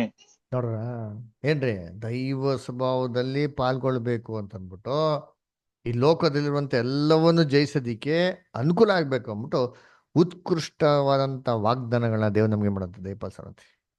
ಯಾಕೆ? ಇವನ್ನೆಲ್ಲ ಜಯಿಸಿ ಏನ್ ಮಾಡಬೇಕು? ದೈವಿಕ ಸ್ವಭಾವದಲ್ಲಿ ಪಾಲ್ಗೊಳ್ಬೇಕು. ಯೇಸು ಕ್ರಿಸ್ತ ಹೆಂಗೋದ್ರು? ಯೇಸು ಕ್ರಿಸ್ತ ಹೆಂಗೆ ಅಂತ ಹೇಳ್ತಾ, ನಾನು ಜಯ ಹೊಂದಿ ಇದೇ ತರ ಜಯ ಹೊಂದೋದಕ್ಕೆ ದೇವ್ರು ಮಾಡೋದು ಸಭೆಗೆ ಕೊಟ್ಟಿರೋದು. ಅದಕ್ಕೆ ಏನ್ರಿ, ಈ ಒಂದು ಇಕ್ಕಟ್ಟಾದ ಮಾರ್ಗದಲ್ಲೇ ಹೋದ್ರೇನೆ ಎಲ್ಗೋಗೋದು? ನಿತ್ಯ ಜೀವ. ಯಾಕಪ್ಪ ಇಕ್ಕಟ್ಟಾಗಿ ಮಾಡಿದ್ರು ಅಂತಂದ್ರೆ, ಇದು ಸಾಮಾನ್ಯ ಯಾವುದೋ ಜೀವದ ಬಗ್ಗೆ ಮಾತಾಡ್ತಲ್ಲ ರೀ ಅಲ್ರ. ಇದು ಹೇಳ್ತಾ ಇರೋದು ತಂದೆಯ ದೇವ್ರಿಗಿರೋ ಸ್ವತಃ ಜೀವದ ಬಗ್ಗೆ ಹೇಳ್ತಾ ಇರೋದು, ಅವ್ರಿಗಿರಂತ ಜೀವದ ಬಗ್ಗೆ ಹೇಳ್ತಾ ಇರೋದು. ಹಂಗಾರೆ ಅವ್ರಿಗಿರೋ ಜೀವನ ಎಲ್ಲಾ ಲೋಕದಂತ ಎಲ್ಲಾ ಮನುಷ್ಯರು ಕುಡ್ಬಿಡಕ್ಕಾಗ್ತದ? ಸಾಮಾನ್ಯ ಮನುಷ್ಯರಿಗೆ ಎಲ್ಲರಿಗೂ, ಎಲ್ಲಾ ಕ್ರೈಸ್ತವ್ರಿಗೆ ಕುಡ್ಬಿಡಕ್ಕಾಗ್ತದ? ಯೋಚನೆ ಮಾಡ್ರಿ, ಖಂಡಿತವಾಗಿಲ್ಲ ರೀ. ಎಲ್ಲಾ ಕ್ರೈಸ್ತವರು ಇವತ್ತು ಯೇಸು ಕ್ರಿಸ್ತ ತರ ಇದಾರಾ? ಗುಣಲಕ್ಷಣಗಳಾಗಿದೆಯಾ? ಮಾರ್ಪಾಡಾಗ್ಬೇಕ್ರಿ ಅಲ್ವರ. ಅದಕ್ಕೆ ನೋಡ್ಬೇಕ್ರಿ, ಎಲ್ಲಾರ್ಗು ಕೊಡಕ್ಕಾಗಲ್ಲ. ಹಂಗಾರೆ ಈ ಮಾರ್ಗ ಹೆಂಗಿರ್ಬೇಕು? ಸಿಕ್ಕಾಪಟ್ಟೆ ಪರೀಕ್ಷೆಗಳು, ಟೆಸ್ಟ್ ಏನಾಗಿರ್ಬೇಕಿರ್ಬೇಕು. ಯಾರು ಈ ಮಾರ್ಗದಲ್ಲಿ ಸಕ್ಸಸ್ಫುಲ್ ಆಗಿ ಓಡ್ತಾರೋ ಕೊನೆಯವ್ರಿಗೂ, ಅವ್ರಿಗೆ ಮಾತ್ರ ಪ್ರೈಸ್. ಅದಕ್ಕೆ ಏನ್ರಿ, ವರಿ ಮಾಡ್ಬೇಕಾಗಿಲ್ಲ. ಏನ್ಬೋದು ಸಿಕ್ಕಾಪಟ್ಟೆ ಟೆಸ್ಟ್ ಇದೆಯಾ, ಪರೀಕ್ಷೆ ಇದೆಯಾ ಅಂತಾರೆ, ಏನು ವರಿ ಮಾಡೋಕ್ಕಾಗಿಲ್ಲ. ಯಾಕೆ ಗೊತ್ತಾ? ಏನ್ರಿ, ಪರಲೋಕ ರಾಜ್ಯಕ್ಕೆ ಹೋಗ್ಬೇಕು ಅಂದ್ರೆ ಹೆಂಗೋಗ್ಬೇಕಂತೆ ನೋಡಿ. ವಾಕ್ಯ ಓದನ, ಅಪೊಸ್ತಲ ಕೃತ್ಯಗಳು 14:22. ಅಪೊಸ್ತಲ ಕೃತ್ಯಗಳು 14:22. ಓದಿ ಪುಷ್ಪ ಅಷ್ಟರ್. ನಾವು ಬಹು ಸಂಕಟಗಳನ್ನು ತಾಳಿ ದೇವರ ರಾಜ್ಯದೊಳಗೆ ಸೇರಬೇಕೆಂಬುದಾಗಿ ಎಚ್ಚರಿಕೆಯ ಮಾತನ್ನು ಹೇಳಿ ಕ್ರಿಸ್ತ ನಂಬಿಕೆಯಲ್ಲಿ ಸ್ಥಿರವಾಗಿರಿ ಎಂದು ಅವರನ್ನು ಧೈರ್ಯಗೊಳಿಸಿದರು. ನೋಡ್ರ, ಎಂತ ಹೆಂಗ್ ಹೋಗ್ಬೇಕಂತೆ ದೇವ್ರ ರಾಜ್ಯಕ್ಕೆ? ಅದರ ಸುಮ್ಮನೆ ಹಂಗೆ ಸುಖ ಸಂತೋಷದಿಂದ ಹಂಗೆ ಹೋಗ್ಬಿಡ್ಬೋದಾ? ಕಷ್ಟ ಸಂಕಟಗಳನ್ನು ತಾಳಿ ದೇವ್ರ ರಾಜ್ಯಕ್ಕೆ ಸೇರ್ಬೇಕಂತೆ. ಯೇಸು ಕ್ರಿಸ್ತ ಹೇಳಿದ, ವರಿ ಮಾಡ್ಬಿಡಿ, ಕಷ್ಟ ಸಂಕಟಗಳಿಂದ ಚಿಂತೆ ಮಾಡಕ್ ಹೋಗ್ಬಿಡಿ, ನಿಮ್ ಜೊತೆಗೆ ನಾನಿದ್ದೀನಿ, ಸಹಾಯ ಮಾಡ್ತೀನಿ ಅಂತ ಹೇಳ್ತಾರೆ. ಎಲ್ಲಿ? ಜಾನ್ 16:33. ಯೋಹಾನ 16:33. ಶರ್ಲಿ ಸಿಸ್ಟರ್ ಓದ್ತೀರಾ? ನನ್ನಲ್ಲಿದ್ದು ಎಂದು ಇದನ್ನೆಲ್ಲ ನಿಮಗೆ ಹೇಳಿದ್ದೇನೆ.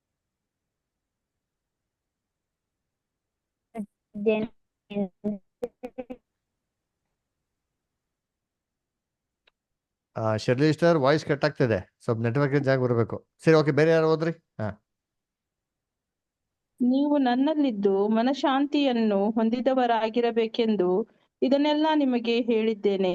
ಲೋಕದಲ್ಲಿ ನಿಮಗೆ ಸಂಕಟ ಉಂಟು, ಧೈರ್ಯವಾಗಿರಿ, ನಾನು ಲೋಕವನ್ನು ಜಯಿಸಿದ್ದೇನೆ ಎಂದು ಹೇಳಿದನು. ನೋಡ್ರ, ಧೈರ್ಯವಾಗಿರಿ, ಲೋಕವನ್ನು ನಾನು ಜಯಿಸಿದ್ದೀನಿ. ಕಷ್ಟ ಸಂಕಟಗಳು ಇರ್ಬೋದು, ಬಂದರೆ ಬರ್ಬೋದು ಅಂದ್ರೆ ಇಲ್ಲ ರೀ. ಕಷ್ಟ ಸಂಕಟಗಳು ಉಂಟು, ಕಂಪಲ್ಸರಿ ಇದ್ದೇ ಇರ್ತದೆ. ಅದೇ ಧೈರ್ಯವಾಗಿರಿ, ಕ್ರಿಸ್ತನ್ ಜಯಿಸಿದ್ರೆ ನಮ್ಮ ಜಯಿಸಲಿಕ್ಕೆ ಏನ್ ಮಾಡ್ತಾರೆ, ಅನುಕೂಲ ಕೊಡ್ತಾರೆ ಅಂತ ಹೇಳ್ತಾರೆ. ನಮ್ಗೆ ನಮ್ಗೆ ತಾಳಕ್ಕಾಗದಿರೋ ಶೋಧನೆ ಏನ್ ಮಾಡೋದಿಲ್ಲ, ಕೊಡೋದಿಲ್ಲ. ಶೋಧನೆ ಬರ್ತಾ ಇರ್ಬೇಕಾರೆ ದೇವ್ರು ತಪ್ಪಿಸ್ಕೊಳಕ್ಕೆ ಏನ್ ಮಾಡ್ತಾರೆ, ಮಾರ್ಗನ ಸಿದ್ಧ ಮಾಡ್ತಾರೆ ಅಂತ. ಎಲ್ಲಿ? 1 Corinthians 10:13. 1 Corinthians 10:13. ಮನುಷ್ಯರು ಸಹಿಸಬಹುದಾದ ಶೋಧನೆಯ ಹೊರತು ಬೇರೆ ಯಾವುದು ನಿಮಗೆ ಸಂಭವಿಸಲಿಲ್ಲ. ದೇವರು ನಂಬಿಕಸ್ತನು, ನಿಮ್ಮ ಶಕ್ತಿಯನ್ನು ಮೀರಿದ ಶೋಧನೆಯನ್ನು ನಿಮಗೆ ಬರಗೊಡಿಸದೆ ನೀವು ಅದನ್ನು ಸಹಿಸುವುದಕ್ಕೆ ಶಕ್ತರಾಗುವಂತೆ ಶೋಧನೆಯಾಗುತ್ತಲೇ ತಪ್ಪಿಸಿಕೊಳ್ಳುವ ಮಾರ್ಗವನ್ನು ಸಿದ್ಧ ಮಾಡುವನು. ನೋಡ್ರ, ಏನಪ್ಪ ಬೇಕು ಇದಕ್ಕಿಂತ? ಶೋಧನೆ ಆಗ್ತಾ ಇರ್ಬೇಕಾರನೇ ತಪ್ಪಿಸ್ಕೊಳಕ್ಕೆ ಏನ್ ಮಾಡ್ತಾರೆ, ಮಾರ್ಗನ ಸಿದ್ಧ ಮಾಡ್ತಾರೆ. ಹಂಗಾರೆ ಇದು ಸಭೆಗೆ ಮಾಡಿದಂತ ವಾಗ್ದಾನ. ಅದಕ್ಕೆ ಏನ್ರಿ, ಯೇಸು ಕ್ರಿಸ್ತು 2ನೇ ಬರಿಕೆಯಲ್ಲಿ ಬಂದಿದ ತಕ್ಷಣ ಈ ಸಭೆನ ಎತ್ಕೊಂಡು ಈ ಸಭೆ ಜೊತೆಗೇನೆ ಭೂಲೋಕದಲ್ಲಿ 1000 ವರ್ಷ ಏನ್ ಮಾಡ್ತಾರೆ, ಆಳ್ವಿಕೆ ಮಾಡ್ತಾರೆ. ನೋಡಿ, ಓದೋಣ. ಪ್ರಕಟಣೆ 20ನೇ ಅಧ್ಯಾಯ 6ನೇ ವಾಕ್ಯ. Revolution chapter 20:6. ರಮೇಶ್ ಪದ ಓದ್ತೀರಾ? ಓಕೆ, ದೀಪ ಅಷ್ಟು ಓದಿ.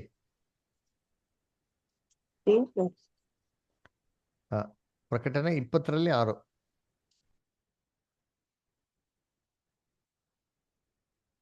ಓಕೆ, ಬೇರೆ ಯಾರು ಓದ್ತೀರಾ? ಪುಷ್ಪ ಅಷ್ಟು ಓದಿ. ಪ್ರಥಮ ಪುನರುತ್ಥಾನದಲ್ಲಿ ಸೇರಿರುವವನು ಧನ್ಯನು, ಪರಿಶುದ್ಧನೂ ಆಗಿದ್ದಾನೆ. ಇಂಥವರ ಮೇಲೆ ಎರಡನೆಯ ಮರಣಕ್ಕೆ ಅಧಿಕಾರವಿಲ್ಲ. ಆದರೆ ಅವರು ದೇವರಿಗೂ ಕ್ರಿಸ್ತನಿಗೂ ಯಾಜಕರಾಗಿ ಕ್ರಿಸ್ತನೊಂದಿಗೆ ಆ 1000 ವರ್ಷ ಆಳುವರು. ನೋಡ್ರ, ಕ್ರಿಸ್ತನೊಂದಿಗೆ 1000 ವರ್ಷ ಆಳುವರು. ಪ್ರಥಮ ಪುನರುತ್ಥಾನದಲ್ಲಿ ಸೇರೋರು ಧನ್ಯರು. ಕ್ರಿಸ್ತನೊಂದಿಗೆ 1000 ವರ್ಷ ಏನ್ ಮಾಡ್ತಂತಾರೆ, ಆಳ್ವಿಕೆ ಮಾಡ್ತಾರೆ. ಅದಕ್ಕೆ ಯೇಸು ಕ್ರಿಸ್ತ 2ನೇ ಬರಿಕೆಯಲ್ಲಿ ಬಂದ್ಮೇಲೆ ಈ ಒಂದು ಸಭೆನ ಮಹಿಮೆಗೆ ಏನ್ ಮಾಡ್ತಾರೆ, ಅವರು ಸೇರ್ಸ್ಕೊಂತಾರೆ. ಸೇರ್ಸ್ಕೊಂಡಿದ್ಮೇಲೆ ಈ ಸಭೆ ಕ್ರಿಸ್ತಂತರ ಆತ್ಮಿಕ ಶರೀರದಲ್ಲಿ ಅವ್ರ ಜೊತೆಗಿರ್ಬೇಕಾದ್ರೆ, ಆ ದೈವಿಕ ಸ್ವಭಾವದಲ್ಲಿ ಇರ್ಬೇಕಾರೆ ಅವ್ರಿಗಿರಂತ ಸ್ವಭಾವ ಹೆಂಗೆ, ಅಪೋಸ್ಟಲ್ ಸೌಲ್ ಆಗಿರ್ಬೇಕಾರೆ ಕ್ರಿಸ್ತ ನೋಡ್ ಕಣ್ಣೇನಾಯ್ತಂತೆ, ಕೂಡಾಗೋಯ್ತು. ಈ ತರ ಮಹಿಮೆಯ ಸ್ವಭಾವನ ದೇವ್ರು ಯಾರಿಗಪ್ಪ ಕೊಡ್ತಾರೆ ಅಂದ್ರೆ ಸಭೆಗೆ ಕೊಡ್ತಾರೆ. ಇದೇ ಇಕ್ಕಟ್ಟಾದ ಮಾರ್ಗದಲ್ಲಿ ದೇವ್ರಿಟ್ಟಂತ ಆಶೀರ್ವಾದಗಳು ಅಲ್ವರ. ಸರಿ, ಇವಾಗ ನಾವೇನ್ ನೋಡಿದ್ರೆ ಒಂದು ವಿಶಾಲವಾದ ಮಾರ್ಗ ನೋಡಿದ್ರಪ್ಪ. ಲೋಕದಂತೆ ಎಲ್ಲಾ ಮನುಷ್ಯರಲ್ಲಿ ಹೋಗ್ತಾ ಇದಾರಂತೆ. ಆದ್ರೆ ಇಕ್ಕಟ್ಟಾದ ಮಾರ್ಗದಲ್ಲಿ ಸ್ವಲ್ಪ ಜನ ಮಾತ್ರ ತಪ್ಪಿಸ್ಕೊಂಡ್ ಬರ್ತಾ ಇದಾರೆ. ಯಾರು ಇವರು? ಕಣ್ಣಿಡಿಯೋರೇ ಸ್ವಲ್ಪ ಅದರ, ಆಮೇಲೆ ನಡೆಯೋರು ಇನ್ನೂ ಸ್ವಲ್ಪ, ಯಾಕಂದ್ರೆ ಇಕ್ಕಟ್ಟು ಬಿಕ್ಕಟ್ಟು ಅದರ. ಹಾಗಾದ್ರೆ ಮಿಕ್ಕಿ ಜನಗಳಿಗೆ ಏನ್ ಪ್ಲಾನು? ಅಲ್ಲಪ್ಪ, ಇಷ್ಟು ಲೋಕದ ಎಲ್ಲಾ ಜನಗಳು ಹೋಗ್ತಾ ಇದಾರೆ ನಾಶಕ್ಕೆ. ಅದ್ರಲ್ಲಿ ಬರೀ ಸ್ವಲ್ಪ ಸಭೆಯನ್ನು ಮಾತ್ರ ರಕ್ಷಿಸ್ತಾರಂತೆ. ಅದರ ಸ್ವಲ್ಪ ಸಭೆಯನ್ನು ಮಾತ್ರ ರಕ್ಷಿಸ್ಬಿಟ್ರೆ ಮಿಕ್ಕಿದ ಲೋಕ ಜನಗಳ ಗತಿ ಏನೋ? ಅದ್ರ ಹಂಗಾರೆ ದೇವ್ರು ಅವ್ರಿಗೇನು ಪ್ಲಾನೇ ಮಾಡಿಲ್ವಾ? ಅಲ್ವರ, ಪ್ಲಾನ್ ಮಾಡಿಲ್ವಾ ಅಂದ್ರೆ ಪ್ಲಾನ್ ಮಾಡೋರಿ. ಯೇಸು ಕ್ರಿಸ್ತು 2ನೇ ಬರಿಕೆಯಲ್ಲಿ ಬಂದಿದ ತಕ್ಷಣ ಫಸ್ಟ್ ಏನಪ್ಪ ಮಾಡ್ತಾರೆ ಅಂದ್ರೆ ಈ ಒಂದು ವಿಶಾಲವಾದ ಮಾರ್ಗನ ಕ್ಲೋಸ್ ಮಾಡ್ತಾರೆ. ಇಕ್ಕಟ್ಟಾದ ಮಾರ್ಗನ ಕೂಡ ಏನ್ ಮಾಡ್ತಾರೆ, ಕ್ಲೋಸ್ ಮಾಡ್ತಾರೆ. ಕ್ಲೋಸ್ ಮಾಡ್ಬಿಟ್ರೆ ಮತ್ತೆ ಹೆಂಗಪ್ಪ ಜನಗಳಿಗೆ ರಕ್ಷಣೆ ಅಂತಂದ್ರೆ ಏನ್ರಿ, ಅವರು ಇನ್ನೊಂದು ಮಾರ್ಗನ ಓಪನ್ ಮಾಡ್ತಾರೆ. ಈ ವಿಶಾಲವಾದ ಮಾರ್ಗದಿಂದ ಜನಗಳನ್ನ ತಪ್ಪಿಸ್ಕೊಳ್ಳಿ ಅಂದ್ಬಿಟ್ಟು ಇನ್ನೊಂದು ಮಾರ್ಗ ಏನ್ ಮಾಡ್ತಾರೆ, ಓಪನ್ ಮಾಡ್ತಾರೆ ಅಲ್ವರ. ಅದೇ ಗಾಡ್ಸ್ ಪ್ಲಾನ್. ಅದಕ್ಕೆ ಬೈಬಲ್ ಎಷ್ಟೋ ವಾಕ್ಯಗಳು ಓದೋದು ಅಲ್ವರ. ಯೇಸು ಕ್ರಿಸ್ತು ಏನ್ರಿ ನಿಜವಾದ ಬೆಳಕು, ಪ್ರತಿಯೊಬ್ಬ ಮನುಷ್ಯನು ಬೆಳಕಿಸುವಂತ ನಿಜವಾದ ಬೆಳಕು ಯಾರಪ್ಪ ಅಂದ್ರೆ ನಮ್ಮ ರಕ್ಷಕನಂತ ಯೇಸು ಕ್ರಿಸ್ತು. ಯೇಸು ಕ್ರಿಸ್ತು ಬಿಟ್ಟರೆ ಬೇರೆ ಯಾವ ರಕ್ಷಕನೂ ಇಲ್ಲ.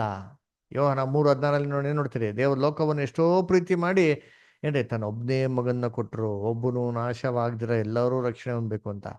ಯೋಹನ 1:29 ಏನ್ ನೋಡ್ತೀರಿ, ಇಗೋ ಯಜ್ಞದ ಕುರಿಯಾದಾತನೋ, ಏನ್ರಿ ಲೋಕದ ಸಮಸ್ತ ಪಾಪವನ್ನು ಹೊತ್ಕೊಂಡೋಗುವಂತ ಕುರಿಯಾದಾತನು ಯೇಸು ಕ್ರಿಸ್ತರು ಅಂತ ನೋಡ್ತೀರಿ ಅದರ. ಅಂತ ಕರ್ತನಲ್ಲಿ ಪ್ರೀತಿ ಅಂತ ಸೋದರ ಸೋದರಿಗಳೇ, ಯೇಸು ಕ್ರಿಸ್ತು 2ನೇ ಬರಿಕೆಯಲ್ಲಿ ಬಂದು ಈ ಒಂದು ಇಕ್ಕಟ್ಟಾದ ಮಾರ್ಗನ ಕ್ಲೋಸ್ ಮಾಡ್ಬಿಟ್ರೆ ಇನ್ನೊಂದು ಯಾವ ಮಾರ್ಗ ಅಂತ ತೆರೀತಾರಪ್ಪ ಅಂದ್ರೆ ಇನ್ನೊಂದು ಮಾರ್ಗ ತೆರೀತಾರೆ. ಯಾವ್ದೋ ಆ ಮಾರ್ಗದ ಹೆಸರು ಏನಪ್ಪಾ ಅಂದ್ರೆ ರಾಜ್ಯ ಮಾರ್ಗ ಅಥವಾ ಹೈವೇ ಅಂತ ಹೇಳ್ತಾರೆ. ಎಲ್ಲಿದೆ ಓದ ನೋಡಿ, ಯೆಶಾಯ 35:8. ವಿಲಾಸ್ ಬ್ರದರ್ ಓದ್ಬೋದಾ? ಐಸೈಯಾ 35:8. Okay pastor.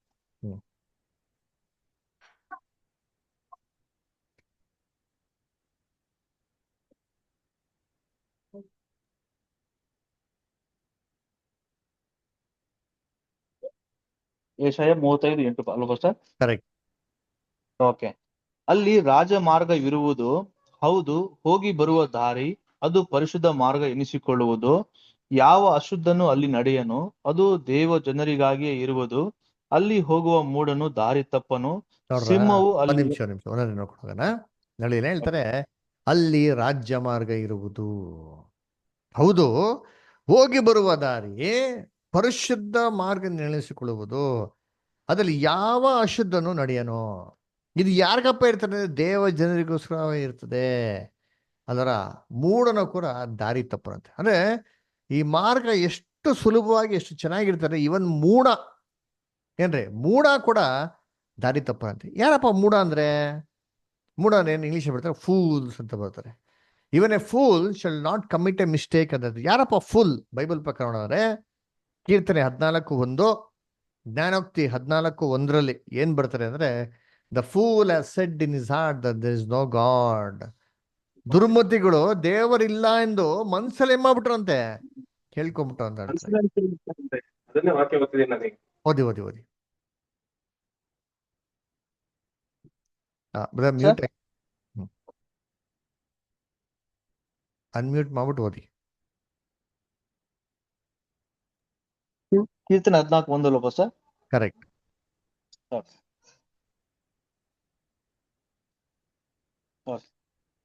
ದುರ್ಮತಿಗಳು ದೇವರಿಲ್ಲವೆಂದು ಮನಸ್ಸಿನಲ್ಲಿ ಅಂದುಕೊಳ್ಳುತ್ತಾರೆ. ಅವರು ಕೆಟ್ಟು ಹೋದವರು, ಹೇಯ ಕೃತ್ಯಗಳು ನಡೆಸುತ್ತಾರೆ. ಅವರಲ್ಲಿ ಒಳ್ಳೆಯದನ್ನು ಮಾಡುವವರೇ ಇಲ್ಲ. ನೋಡ್ರ, ಮಾಡೋರೇ ಇಲ್ಲ ಅಂದ್ರೆ ಇವರು ಕೂಡ ಏನ್ರಿ ಕ್ರಿಸ್ತನ ಎರಡನೇ ಬರಿಕೆಯಲ್ಲಿ ಬಂದು ಆಳ್ವಿಕೆ ಮಾಡ್ಬೇಕಾರೆ ಇವರೆಲ್ಲ ಸತ್ತೋಗಿರು ಇದೇ ಭೂಮಿಗೆ ಜೀವಂತವಾಗಿ ಏನ್ ಮಾಡ್ತಾರೆ, ಎದ್ದು ಬರ್ತಾರೆ. ಆ ಜೀವಂತವಾಗಿ ಎದ್ದು ಬರ್ಬೇಕಾದ್ರೆ ಆ ಮಾರ್ಗ ಏನ್ರಿ ವಿಶಾಲವಾದ ಮಾರ್ಗದಲ್ಲಿ ನಡೀತಾರೆ ಅಂತಾರೆ, ರಕ್ಷಣೆ ಮಾರ್ಗದಲ್ಲಿ ನಡೀತಾರೆ ಅಂತ ಇದ್ರು. ಆ ಒಂದು ಮಾರ್ಗದಲ್ಲಿ ಇವರು ಕೂಡ ದೇವರು ಇಲ್ಲ ಅಂತಂದ್ಬಿಟ್ಟು ಹೇಳಂತ ಮಿಸ್ಟೇಕ್ನೇ ಮಾಡಲ್ವಂತೆ. ಅಷ್ಟೊಂದು ಸರಳವಾಗಿ ಏನಾಗಿರುತ್ತೆ ಆ ಮಾರ್ಗ ಇರ್ತಂತ್ರಿ. ಅದರ ಇವಾಗೇನು ನೋಡ್ರಿ, ವಿಶಾಲವಾದ ಮಾರ್ಗನೇನ್ರಿ ಲೋಕದಲ್ಲಿರುವಂತ ಒಂದು ಪಾಪದ ಮಾರ್ಗ. ಇಕ್ಕಟ್ಟಾದ ಮಾರ್ಗನೇನು ನೋಡ್ರಿ, ಕ್ರಿಸ್ತನನ್ನು ವಿಶ್ವಾಸ ಪಟ್ಟು ರಕ್ಷಣೆಗೆ ಬರುವಂತ ಮಾರ್ಗ. ಸರಿ, ಈ ಒಂದು ರಕ್ಷಣೆ ಮಾರ್ಗದಲ್ಲಿ ಬರೀ ಸ್ವಲ್ಪ ಜನ ಬರ್ತಾ ಇದಾರಲ್ಲ, ಲೋಕ ಜನಗಳೆಲ್ಲ ಹಂಗೆ ಇದಾರಲ್ವಾ, ಅವ್ರಿಗೆಲ್ಲ ಯಾವಾಗಪ್ಪ ರಕ್ಷಣೆ ಅಂತಂದ್ರೆ ಯೇಸು ಕ್ರಿಸ್ತು ಎರಡನೇ ಬರುವಿಕೆಯಲ್ಲಿ ಈ ಮೂರನೇ ಮಾರ್ಗನ ಏನ್ ಮಾಡ್ತಾ ತೆರೀತಾರೆ. ಅದ್ರ ಹೆಸರೇ ರಾಜ್ಯ ಮಾರ್ಗ. ಸರಿ, ಈ ರಾಜ್ಯ ಮಾರ್ಗದಲ್ಲಿ ಒಬ್ಬ ಮೂಢ ಕೂಡ ಮಿಸ್ಟೇಕ್ ಮಾಡಲ್ವಂತೆ. ನೆಕ್ಸ್ಟ್ ಬೇರೆ ಏನಿರ್ತಾರೆ ರಾಜ್ಯ ಮಾರ್ಗದಲ್ಲಿ, ಮುಂದಕ್ಕೆ ಹೋದ ನಂಗೆ ಓದಿ ಬರ್ತಾರೆ, ಕಂಟಿನ್ಯೂ ಮಾಡಿ ಬರ್ತಾರೆ. ಏಷ್ಯಾ 35:9.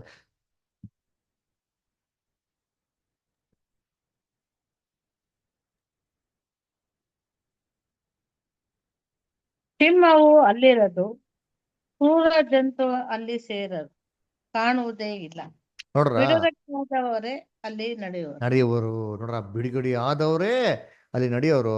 ಏನ್ರಿ, ಸಿಂಹ ಅಲ್ಲಿ ಇರೋದು ಅಲ್ವರ. ಕ್ರೂರ ಜಂತು ಸಿಕ್ಕದೇ ಇಲ್ವಂತಾರೆ ಇಲ್ಲಿ ಅಲ್ವರ, ಕಾಣೋದೇ ಇಲ್ಲ ಅಂತ ಹೇಳ್ತಾರೆ. ಹಂಗಾರೆ ಸಿಂಹ ಅಂದ್ರೆ ಏನಪ್ಪ ಇದು? ಸಿಂಹ ಸಿಕ್ಕಲ್ವಂತೆ. ಅದರ ನೋಡಿ, ಕ್ರಿಸ್ತನ ರಾಜ್ಯದಲ್ಲಿ ಸಿಂಹ ಏನ್ ಮಾಡ್ತದೆ ಓದೋಣ. ಏಷಯ 11ನೇ ಅಧ್ಯಾಯ ಯಾರಾದ್ರೂ 6ರಿಂದ ಏನ್ರಿ 9 ಓದಿ. ಐಸೈಯಾ 11 ಚಾಪ್ಟರ್ 6-9 ಯಾರು ಓದ್ರಿ?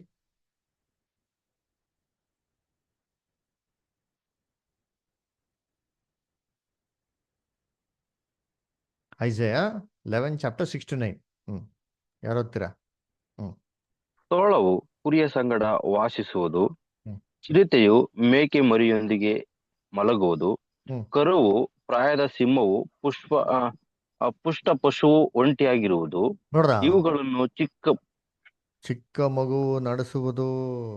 ನೋಡ್ರ, ಎಲ್ಲ ಒಗ್ಗಟ್ಟಾಗಿ ಒಟ್ಟಾಗಿರ್ತದೆ ಅಂತ ನೋಡ್ತೀನಿ ಅಲ್ವರ. ಏನ್ರಿ, ಸಿಂಹ, ಚಿರತೆ, ಅದರ ಮೇಕೆ, ಹಸು ಏನ್ರಿ ಇವೆಲ್ಲ ಏನಾಗೈತೆ ಒಟ್ಟಿಗಿರ್ತಂತೆ. ಚಿಕ್ಕ ಮಗು ನಡೆಸ್ತಾರಂತಾರೆ. ಆಮೇಲೆ ನೆಕ್ಸ್ಟ್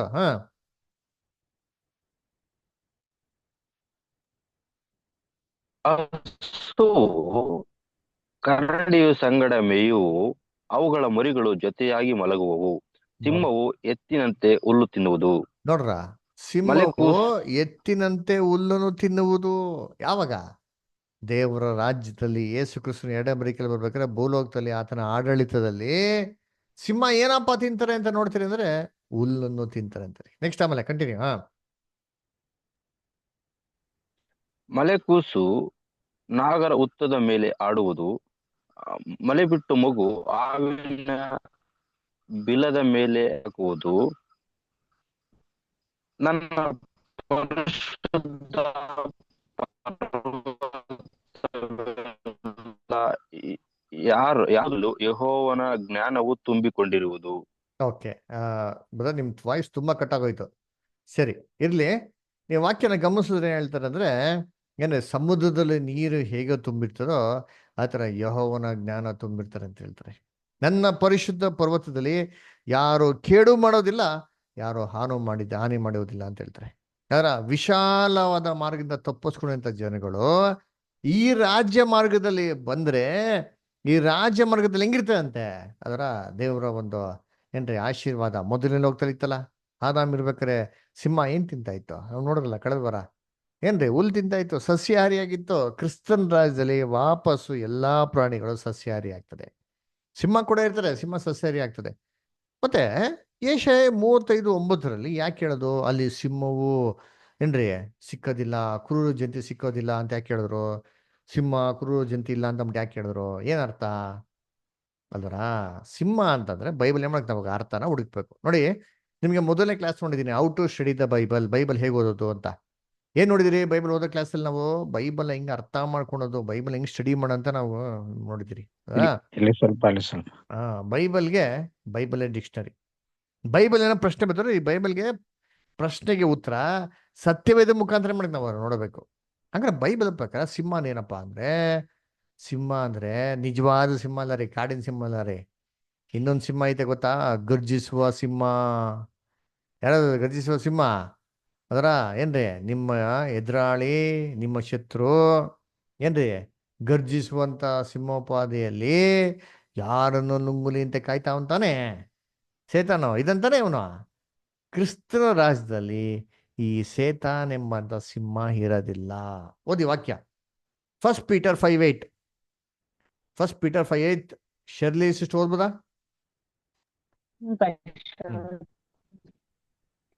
ನಿಮ್ಮ ಎಚ್ಚರವಾಗಿರಿ, ನಿಮ್ಮ ವಿರೋಧಿಯಾಗಿರುವ ಸೈತಾನನು ಗರ್ಜಿಸುವ ಸಿಂಹದೋಪಾದಿಯಲ್ಲಿ ಯಾರನ್ನು ನುಂಗಲಿ ಎಂದು ಹುಡುಕುತ್ತಾ ತಿರುಗುತ್ತಾನೆ.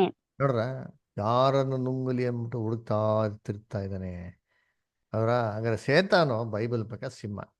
ಈ ಸಿಂಹನ ಯೇಸು ಕ್ರಿಸ್ತು ಏನ್ ಮಾಡ್ತಾರೆ? 2ನೇ ಬರೀ ಬಂದ ತಕ್ಷಣ ಲಾಸ್ಟ್ ಟೈಮ್ ಓದಲ್ಲ, ಪ್ರಕಟಣೆ 20ನೇ 1-3 ಅದರ ಒಂದು ಮಹಾ ಅಧಿಕಾರ ಉಳ್ಳಂತ ಒಂದು ದೇವದೂತ ಬಂದ ತಕ್ಷಣ ಏನ್ರಿ ಆ ಘಟ ಸರ್ಪನ್ನ ಸೇತಾನನು ಅವನ ಹಿಡಿದು 1000 ವರ್ಷ ಬಂಧನದಲ್ಲಿಟ್ರು ಅಂತ ಬೈಬಲ್ ಓದ್ತಿರಲ್ವಾ?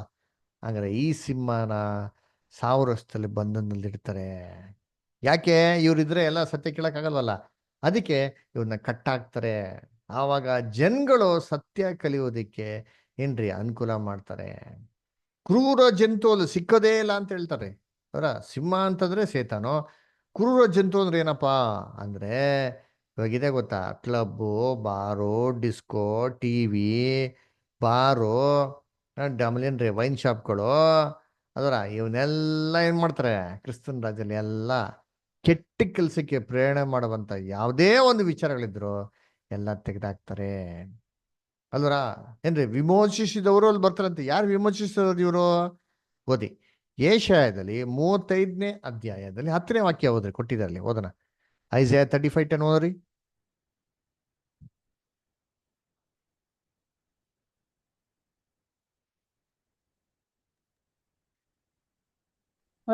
ಯೆಹೋವನು ವಿಮೋಚಿಸಿದವರು ಹಿಂದಿರುಗಿ ಶಾಶ್ವತ ಸಂತೋಷವೆಂಬ ಕಿರೀಟವನ್ನು ಧರಿಸಿಕೊಂಡು ಉತ್ಸಾಹ ಧ್ವನಿಯೊಡನೆ ಚೀಯೋನಿಗೆ ಸೇರುವರು. ನೋಡ್ರ, ಓದ್ಬಿಡಿ ಪಡ್ತೀವಿ. ಹರ್ಷಾನಂದಗಳನ್ನು ಅನುಭವಿಸುವರು, ಮೊರೆಯು ಕರಕರೆಯು ತೊಲಗಿ ಹೋಗುವು. ನೋಡ್ರ, ಮೊರೆಯೋ ಕರೆಕರೆಯೋ ತೊಲಗಿ ಹೋಗುವುದಂತಾರೆ. ಯಾರಪ್ಪ ಅಲ್ಲಿ ಬರ್ತಾರೆ? ಯೆಹೋವನು ವಿಮೋಚಿಸಿದವರು ಹಿಂತಿರುಗುವರೆ.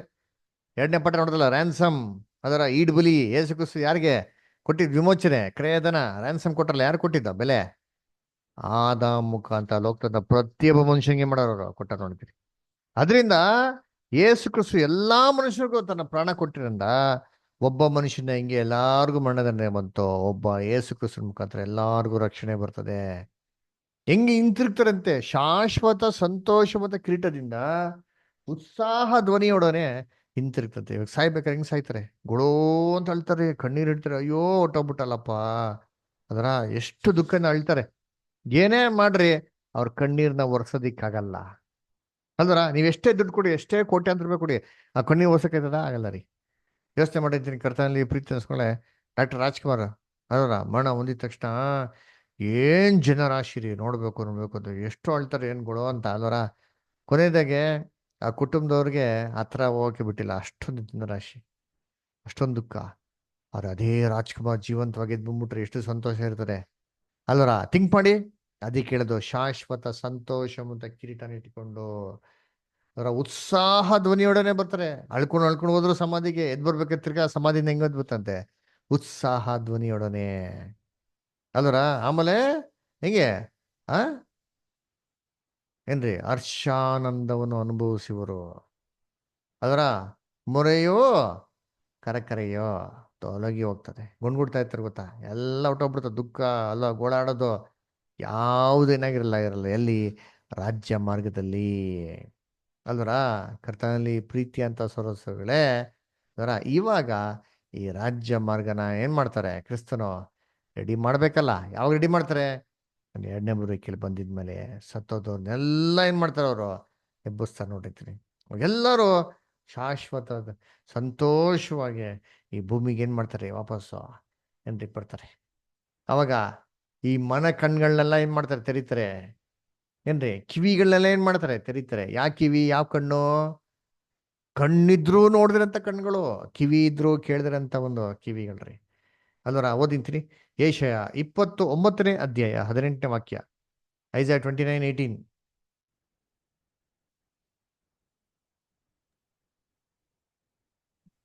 ಆ ದಿನದಲ್ಲಿ ಕಿವುಡರು ಶಾಸ್ತ್ರದ ಮಾತುಗಳನ್ನು ಕೇಳುವರು, ಮೊಬ್ಬು ಕತ್ತಲುಗಳಲ್ಲಿಯೂ ಕುರುಡರ ಕಣ್ಣು ಕಾಣುವುದು, ದೀನರು ಯೆಹೋವನಲ್ಲಿ ಹೆಚ್ಚೆಚ್ಚಾಗಿ ಆನಂದಿಸುವರು. ನೋಡ್ರ ಏನ್ರಿ ಆ ದಿನದಲ್ಲಿ ಕಿವುಡರು. ಯಾಕೆ ಕಿವುಡರು?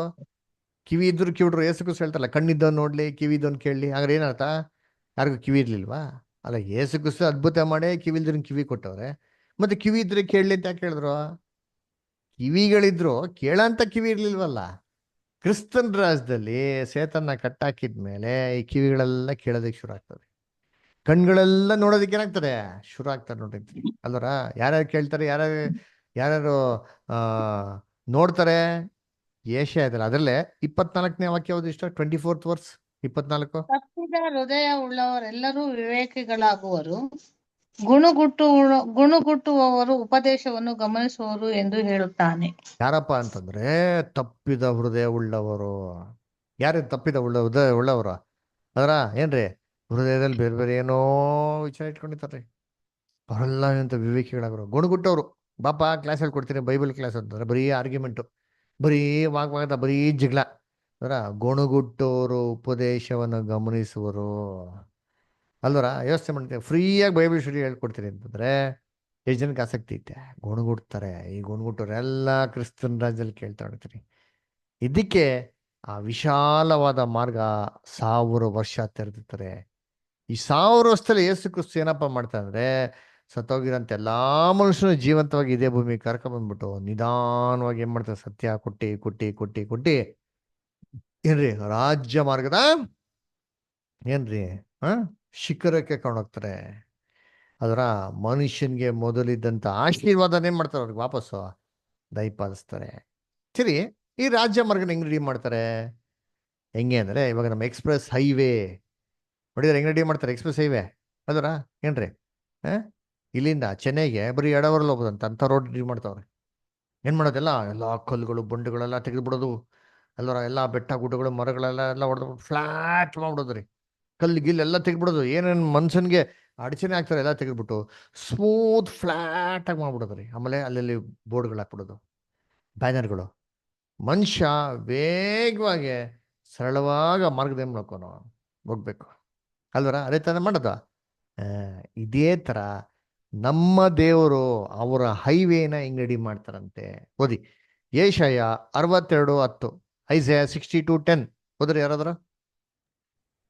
ಊರ ಬಾಗಿಲುಗಳಲ್ಲಿ ಹಾದು ಬನ್ನಿರಿ, ಹಾದು ಬನ್ನಿರಿ, ಜನರಿಗೆ ದಾರಿಯನ್ನು ಸರಿ ಮಾಡಿರಿ. ರಾಜಮಾರ್ಗವನ್ನು ಎತ್ತರಿಸಿರಿ, ಎತ್ತರಿಸಿರಿ, ಕಲ್ಲುಗಳನ್ನು ತೆಗೆದು ಹಾಕಿರಿ, ಜನಾಂಗಗಳಿಗೆ ಧ್ವಜವನ್ನೆತ್ತಿರಿ. ನೋಡ್ರ, ಊರು ಬಾಗಿಲುಗಳಲ್ಲಿ ಹಾದು ಬನ್ನಿರಿ, ಹಾದು ಬನ್ನಿರಿ. ಏನ್ ಮಾಡ್ರಿ ನೀವು? ಜನರಿಗೆ ದಾರಿ ಏನ್ ಮಾಡ್ರಿ? ಸರಿ ಮಾಡ್ರಿ. ಇವಾಗ ದಾರಿ ಇದೆಯಾ? ಇವಾಗ ಇರೋದೇನ್ರಿ? ವಿಶಾಲವಾದ ಮಾರ್ಗ, ನಾಶಕ್ಕೆ ಹೋಗ್ತೈತೆ, ದಾರಿ ಸರಿ ಇಲ್ಲ. ಈ ದಾರಿನ ಸರಿ ಮಾಡ್ರಪ್ಪ, ರಾಜ್ಯ ಮಾರ್ಗವನ್ನು ಎತ್ತರಿ. ಹೆಂಗ್ ಎತ್ತಬೇಕು? ಕಲ್ಗಳೆಲ್ಲ ತೆಗೆದಾಕಿ, ಜನಾಂಗಗಳಿಗೆ ಧ್ವಜ, ಸತ್ಯ ಮತ್ತು ಧ್ವಜ ಕೊಡ್ರಿ ಅವ್ರಿಗೆ. ಅದರ ಕಲ್ಲುಗಳನ್ನ ತೆಗೆದಾಕಿ ಅಂತ ಹೇಳ್ತಾರೆ. ಏನ್ ಕಲ್ಲುಗಳು? ಇವತ್ತು ಮೂಢನಂಬಿಕೆ ಕಲ್ಲುಗಳು ತಗೊಂಡಿರ್ತೀರಿ. ಅದರ ಏನ್ ನಂಬಿಕೆ ಕಲ್ಲುಗಳು? ಅವರ ಬೆಕ್ಕು ಆ ಕಡೆಯಿಂದ ಈ ಕಡೆಯಿಂದ ಹೋಗ್ಬಿಟ್ರೆ ಕೆಲಸ ಆಗಲ್ವಂತಾರೆ. ಓಹೋ, ಅದೇ ಬೆಕ್ಕು ಉಲ್ಟಾ ಹೋಗ್ಬಿಟ್ರೆ ಕೆಲಸ ಆಗ್ಬಿಡ್ತಂತೆ. ಎಕ್ಸಾಮ್ ಟೈಮಲ್ಲಿ ಓದೋದೇ ಬೇಕಾಗಿಲ್ಲ ಹೆಂಗ್ರೆ. ಒಂದು ಬೆಕ್ಕನ್ನು ಸಾಕಿಟ್ಕೊಂಡ್ಬಿಡೋದು, ನೋಡಪ್ಪ ಬೆಳಿಗ್ಗೆ ಎಕ್ಸಾಮ್ಗೆ ಹೋಗ್ಬೇಕು, ಹಿಂಗೆ ಹೋಗ್ಬಿಡು ಅಂತ ಅದೇ ಹೇಳ್ಬಿಟ್ಟಂದ್ರೆ, ಅದೇ ಈ ಕಡೆ ಹೋಗ್ಬಿಟ್ರೆ ಎಕ್ಸಾಮ್ ಪಾಸ್ ಆಗೋತೀರಾ? ಯೋಚನೆ ಮಾಡ್ರಿ. ಆಮೇಲೆ ಏನ್ ಮಾಡ್ರಿ? ಕಾಗೆ ಟಚ್ ಮಾಡ್ಬಿಟ್ರೆ ಅಶುದ್ಧ ಆಗ್ಬಿಡ್ತೀರಿ. ಎಲಿಯ ಕಾಗೆ ಇದ್ದಾನೆ ಆಹಾರ ತಿಂದರಂತೆ. ಅವ್ನು ಹೊಸ್ದಾಗಿ ಮನೆ ಕಟ್ಬಿಟ್ಟು ಮನೆ ಮುಂದೆ ಏನು ಮಾಡೋದು? ಪಿಸಾಸಿ ಇದಾಕ್ಬಿಡೋದು. ಏನರ್ಥ? ಆಲ್ರೆಡಿ ನಾನು ಇದ್ದೀನಿ, ಯಾರು ಬರ್ಬಿಟ್ಟು ಹೊಸ ಮನೆ ಇದು ನನ್ನ ಮನೆ ಅಂತ. ಅದರ ಏನು ಯೋಚನೆ ಮಾಡಿರ್ತೀವಲ್ಲ, ಎಷ್ಟು ಮೂಢನಂಬಿಕೆಗಳು ಕ್ರಿಸ್ತನ್ ರಾಜ್ಯದಲ್ಲಿ. ಇವೆಲ್ಲ ಇವಾಗ ಏನಾಗ್ತದೆ ಅಂತೆ, ಮನುಷ್ಯ ಇದಕ್ಕೆ ಎಡು ಬೀಳ್ತಾರದ್ರಿ. ಇದೆಲ್ಲ ಎಡು ಬೀಳಂತ ಕಲ್ಲರಿ. ಮನುಷ್ಯ ಎಡು ಬೀಳ್ತಾ ಇದ್ದಾನೆ ಕೆಳಗಡೆ. ಕ್ರಿಸ್ತನ್ ರಾಜ್ಯದಲ್ಲಿ ಮನುಷ್ಯ ಕೆಳಗಡೆ ಬೀಳ್ದಿರಂತ ರೀತಿಲಿ ಇವೆಲ್ಲ ಕಲ್ಗಳನ್ನ ತೆಗೆದು ಬಿಸಾಕ್ತಾರೆ ನೋಡಿದ್ರಿ. ಸತ್ಯ, ಬೈಬಲ್ ಸತ್ಯದ ಧ್ವಜನ ಏನ್ ಮಾಡ್ತಾ ಇರ್ತಾರೆ. ಅವೆಲ್ಲ ಜನಗಳು ಸತ್ಯನ ಕೇಳ್ತಾರೆ, ಕೇಳುವಂತ ರೀತಿಯಲ್ಲಿ ದೇವ್ರು ಮಾಡ್ತಾರೆ. ಅದನ್ನ ಕರ್ತನಲ್ಲಿ ಪ್ರೀತಿ ಅಂತ ಸರೋಗಳೇ, 2 ಮಾರ್ಗಗಳಿದೆ. ಅದರಿಂದ ತಪ್ಪಿಸ್ಕೊಳಕ್ಕೆ 3ನೇ ಮಾರ್ಗ ಕೂಡ ಒಂದಿದೆ. ಅದೇ 3ನೇ ಮಾರ್ಗ ರಾಜ್ಯ ಮಾರ್ಗ. ಹಂಗಾರೆ ಬೈಬಲಲ್ಲಿ ಎಷ್ಟಪ್ಪ ಮಾರ್ಗಗಳಿದೆ ಅಂದ್ರೆ 3 ಮಾರ್ಗಗಳು. ಒಂದು ಏನ್ರಿ? ವಿಶಾಲವಾದ ಮಾರ್ಗ. ಇವತ್ತು ಲೋಕದಲ್ಲಿ ಎಲ್ಲರೂ ನಡೀತಾ ಇದ್ದಾರೆ. ಅದರಿಂದ ಸ್ವಲ್ಪ ಜನ ಕ್ರೈಸ್ತವರು ಮಾತ್ರ ಇವತ್ತು ಈ ಕಡೆದ ಮಾರ್ಗದಲ್ಲಿ ಪ್ರವೇಶಿಸ್ತಾ ಇದ್ದಾರೆ. ಮಿಕ್ಕಿದ ಲೋಕ ಜನಗಳು ಹಂಗೇ ಇದ್ದಾರೆ ವಿಶಾಲವಾದ ಮಾರ್ಗದಲ್ಲಿ. ಅವ್ರಿಗೇನಪ್ಪ ಯೋಜನೆ ಅಂತಂದ್ರೆ, ಕ್ರಿಸ್ತನ 2ನೇ ಅಮೆರಿಕೆಯಲ್ಲಿ ಬಂದಿದ್ಮೇಲೆ ಇಕ್ಕಟ್ಟಾದ ಮಾರ್ಗನ ಕ್ಲೋಸ್ ಮಾಡ್ತಾರೆ. ಮಿಕ್ಕಿದ ಜನಗಳು ರಕ್ಷಣೆ ಹೊಂದಿಲ್ವಲ್ಲ, ಅವ್ರಿಗೆಲ್ಲ ಏನ್ ಮಾಡ್ತಾರೆ ಅಂತಂದ್ರೆ ರಾಜ್ಯ ಮಾರ್ಗವನ್ನು ತೆರೀತಾರೆ. ಎಲ್ಲ ಮೂಢನಂಬಿಕೆಗಳನ್ನ ತೆರೀತಾರೆ, ಎಲ್ಲ ಎತ್ತಾಕ್ತಾರೆ, ಸತ್ಯನ ಕೊಡ್ತಾರೆ, ರಕ್ಷಣೆ ಮಾರ್ಗಕ್ಕೆ ಏನ್ ಮಾಡ್ತಾರೆ? ಕರ್ಕೊಂಡ್ಬರ್ತಾರೆ. ಅದರ ಇದೇ 3 ಮಾರ್ಗಗಳ ಪಾಠ. ಓಕೆನಾ? ದಯವಿಟ್ಟು ರಿವೈಸ್ ಮಾಡಿ. ಆಮೇಲೆ ಯೂಟ್ಯೂಬ್ ರೆಕಾರ್ಡಿಂಗ್ ಕೇಳಿ. ನಿಮ್ಗೆ ಏನು ಡೌಟ್ಸ್ ಇದ್ರೆ, ಕ್ವಶನ್ಸ್ ಇದ್ರೆ ಧಾರಾಳವಾಗಿ ಕೇಳ್ಬೋದು. ಏನ್ರಿ? ಸಬ್ಸ್ಕ್ರೈಬ್ ಮಾಡಿ ದಯವಿಟ್ಟು. ಮುಖ್ಯವಾಗಿ ಯೂಟ್ಯೂಬ್ ಚಾನಲ್ಗೆ ಸಬ್ಸ್ಕ್ರೈಬ್ ಮಾಡಿ. ಓಕೆನಾ? ಈ ಥರ ಯಾರೋ ಇಂಟ್ರೆಸ್ಟ್ ಇದೆ ಕ್ರೈಸ್ತ ಸೋದರಗಳು ಕೂಡ ನೀವು ಈ ಒಂದು ಯೂಟ್ಯೂಬ್ ರೆಕಾರ್ಡಿಂಗ್ ಹಂಚ್ಕೊಳ್ಳಿ. ಅವ್ರು ಕೂಡ ಗ್ರೂಪ್ಗಳಿಗೆ ಮಾಡಲಿ, ಜಾಯ್ನ್ ಆಗಲಿ. ಓಕೆನಾ? ದೇವ್ರ ವಾಕ್ಯಗಳನ್ನ ಆಶೀರ್ವದಿಸಲಿ. ಕೊನೆಗೆ ಯಾರಿಗೇನೋ ಪ್ರಶ್ನೆ ಇದ್ರೆ ಧಾರಾಳವಾಗಿ ಕೇಳ್ಬೋದು. ಏನೋ ಕ್ವಶನ್ಸ್, ಏನೋ ಪ್ರಶ್ನೆ ಅಥವಾ ಏನೋ ಅರ್ಥ ಆಗಿಲ್ಲ ಅಂದ್ರೆ ಸಂಕೋಚ ಪಡ್ದಿದ್ರೆ ದಯವಿಟ್ಟು ಕೇಳಿ. ಪಾಸ್ಟರ್, ಇದು ದೇವ್ರು ನಮ್ದೇ ಸತ್ತಿರ್ತಾರಲ್ಲ ಪಾಸ್ಟರ್, ಹಾ ಹಾ ಆ ದೇವ್ರ ಬರೋಣದಲ್ಲಿ 2ನೇ ಬರೋಣದಲ್ಲಿ ಅವರು ಕೂಡ ಮತ್ತೆ ಬದುಕ್ ಬರ್ತಾರ ಪಾಸ್ಟರ್? ಎಸ್, ಅವರು ಕೂಡ ಮತ್ತೆ ಬರ್ತಾರೆ. ಅವರು ಬರ್ತಾರೆ, ಖಂಡಿತ ಬರ್ತಾರೆ. ಅವರು ಬಂದು ಈ ರಾಜಮಾರ್ಗದಲ್ಲಿ ಅವರು ನಡೀತಾರ ಪಾಸ್ಟರ್? ಎಸ್, ಅವ್ರು ಬಂದು ರಾಜಮಾರ್ಗದಲ್ಲಿ ನಡೀತಾರೆ. Okay pastor. ಓಕೆನಾ? ಸರಿ. ಓಕೆ, ಬೇರೆ ಯಾರಿಗಾರ doubts? Ramudu brother? No pastor. Okay, Deepa sister, Vilas brother? ಅಷ್ಟೇ. ಇದು ಹಂಗಾರೆ ನರಕ ಅನ್ನೋದು ಇಲ್ವೇ ಇಲ್ವಾ ಫಸ್ಟ್? ಹಾಗಾರೆ ಹಾ, ನರಕ ಅನ್ನೋದು ಹಾಗಾದ್ರೆ ಇಲ್ವೇ ಇಲ್ವಾ ಹಾಗಾದ್ರೆ ಯಾರಿಗೂನು? ಅರ್ರೆ ಆತರ ಏನಂತ ಹೇಳಿಲ್ಲ. ನರಕ ಅಂತ ಐತೆ ಬೈಬಲಲ್ಲಿ. ಯಾಕಂದ್ರೆ ಯೇಸು ಕ್ರಿಸ್ತ ನರಕದ ಬಗ್ಗೆ ಮಾತಾಡಿದಾರಲ್ವಾ? ಓಕೆ, ಖಂಡಿತವೂ ಇದೆ. ಅದೆಲ್ಲ ನಾವು ಡೀಟೇಲ್ ಆಗಿ ಪಾಠದಲ್ಲಿ ನೋಡೋಣ. ಇವಾಗ ಹೆಂಗ್ ನೋಡಿದೆ ಒಂದು ಪಾಠ ನೋಡಿ. ನಾವು 4 ವಾರ ಆಯ್ತು, ಇವತ್ತು 4th ವೀಕ್ಸ್ ಎಲ್ಲ ಏನ್ ನೋಡ್ತಿದ್ರಿ? ಒಂದು ಟಾಪಿಕ್ ತಗೊಂಡು ಟಾಪಿಕ್ ಬಗ್ಗೆ ಫುಲ್ ಡೀಟೇಲ್ ಕವರ್ ಮಾಡ್ತಾ ಇದ್ರಿ ಅಲ್ವಾ? ಅದೇ ತರ ಇದನ್ನು ಕೂಡ ಫುಲ್ ಡೀಟೇಲ್ ಆಗಿ ವಾಕ್ಯದ ಮುಖಾಂತರ ನೋಡೋಣ. ಓಕೆನಾ? ನೆಕ್ಸ್ಟ್ ಬೇರೆ ಏನ್ ಡೌಟ್ಸ್ ಯಾರಿಗಿದೆ? Deepa sister, Jeena sister, okay, Pushpalatha sister, Ramesh doubts?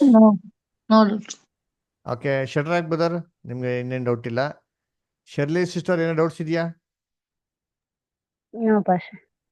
Okay, good. ಸರಿ, ಹಂಗ ಒಂದು ಪ್ರಾರ್ಥನೆ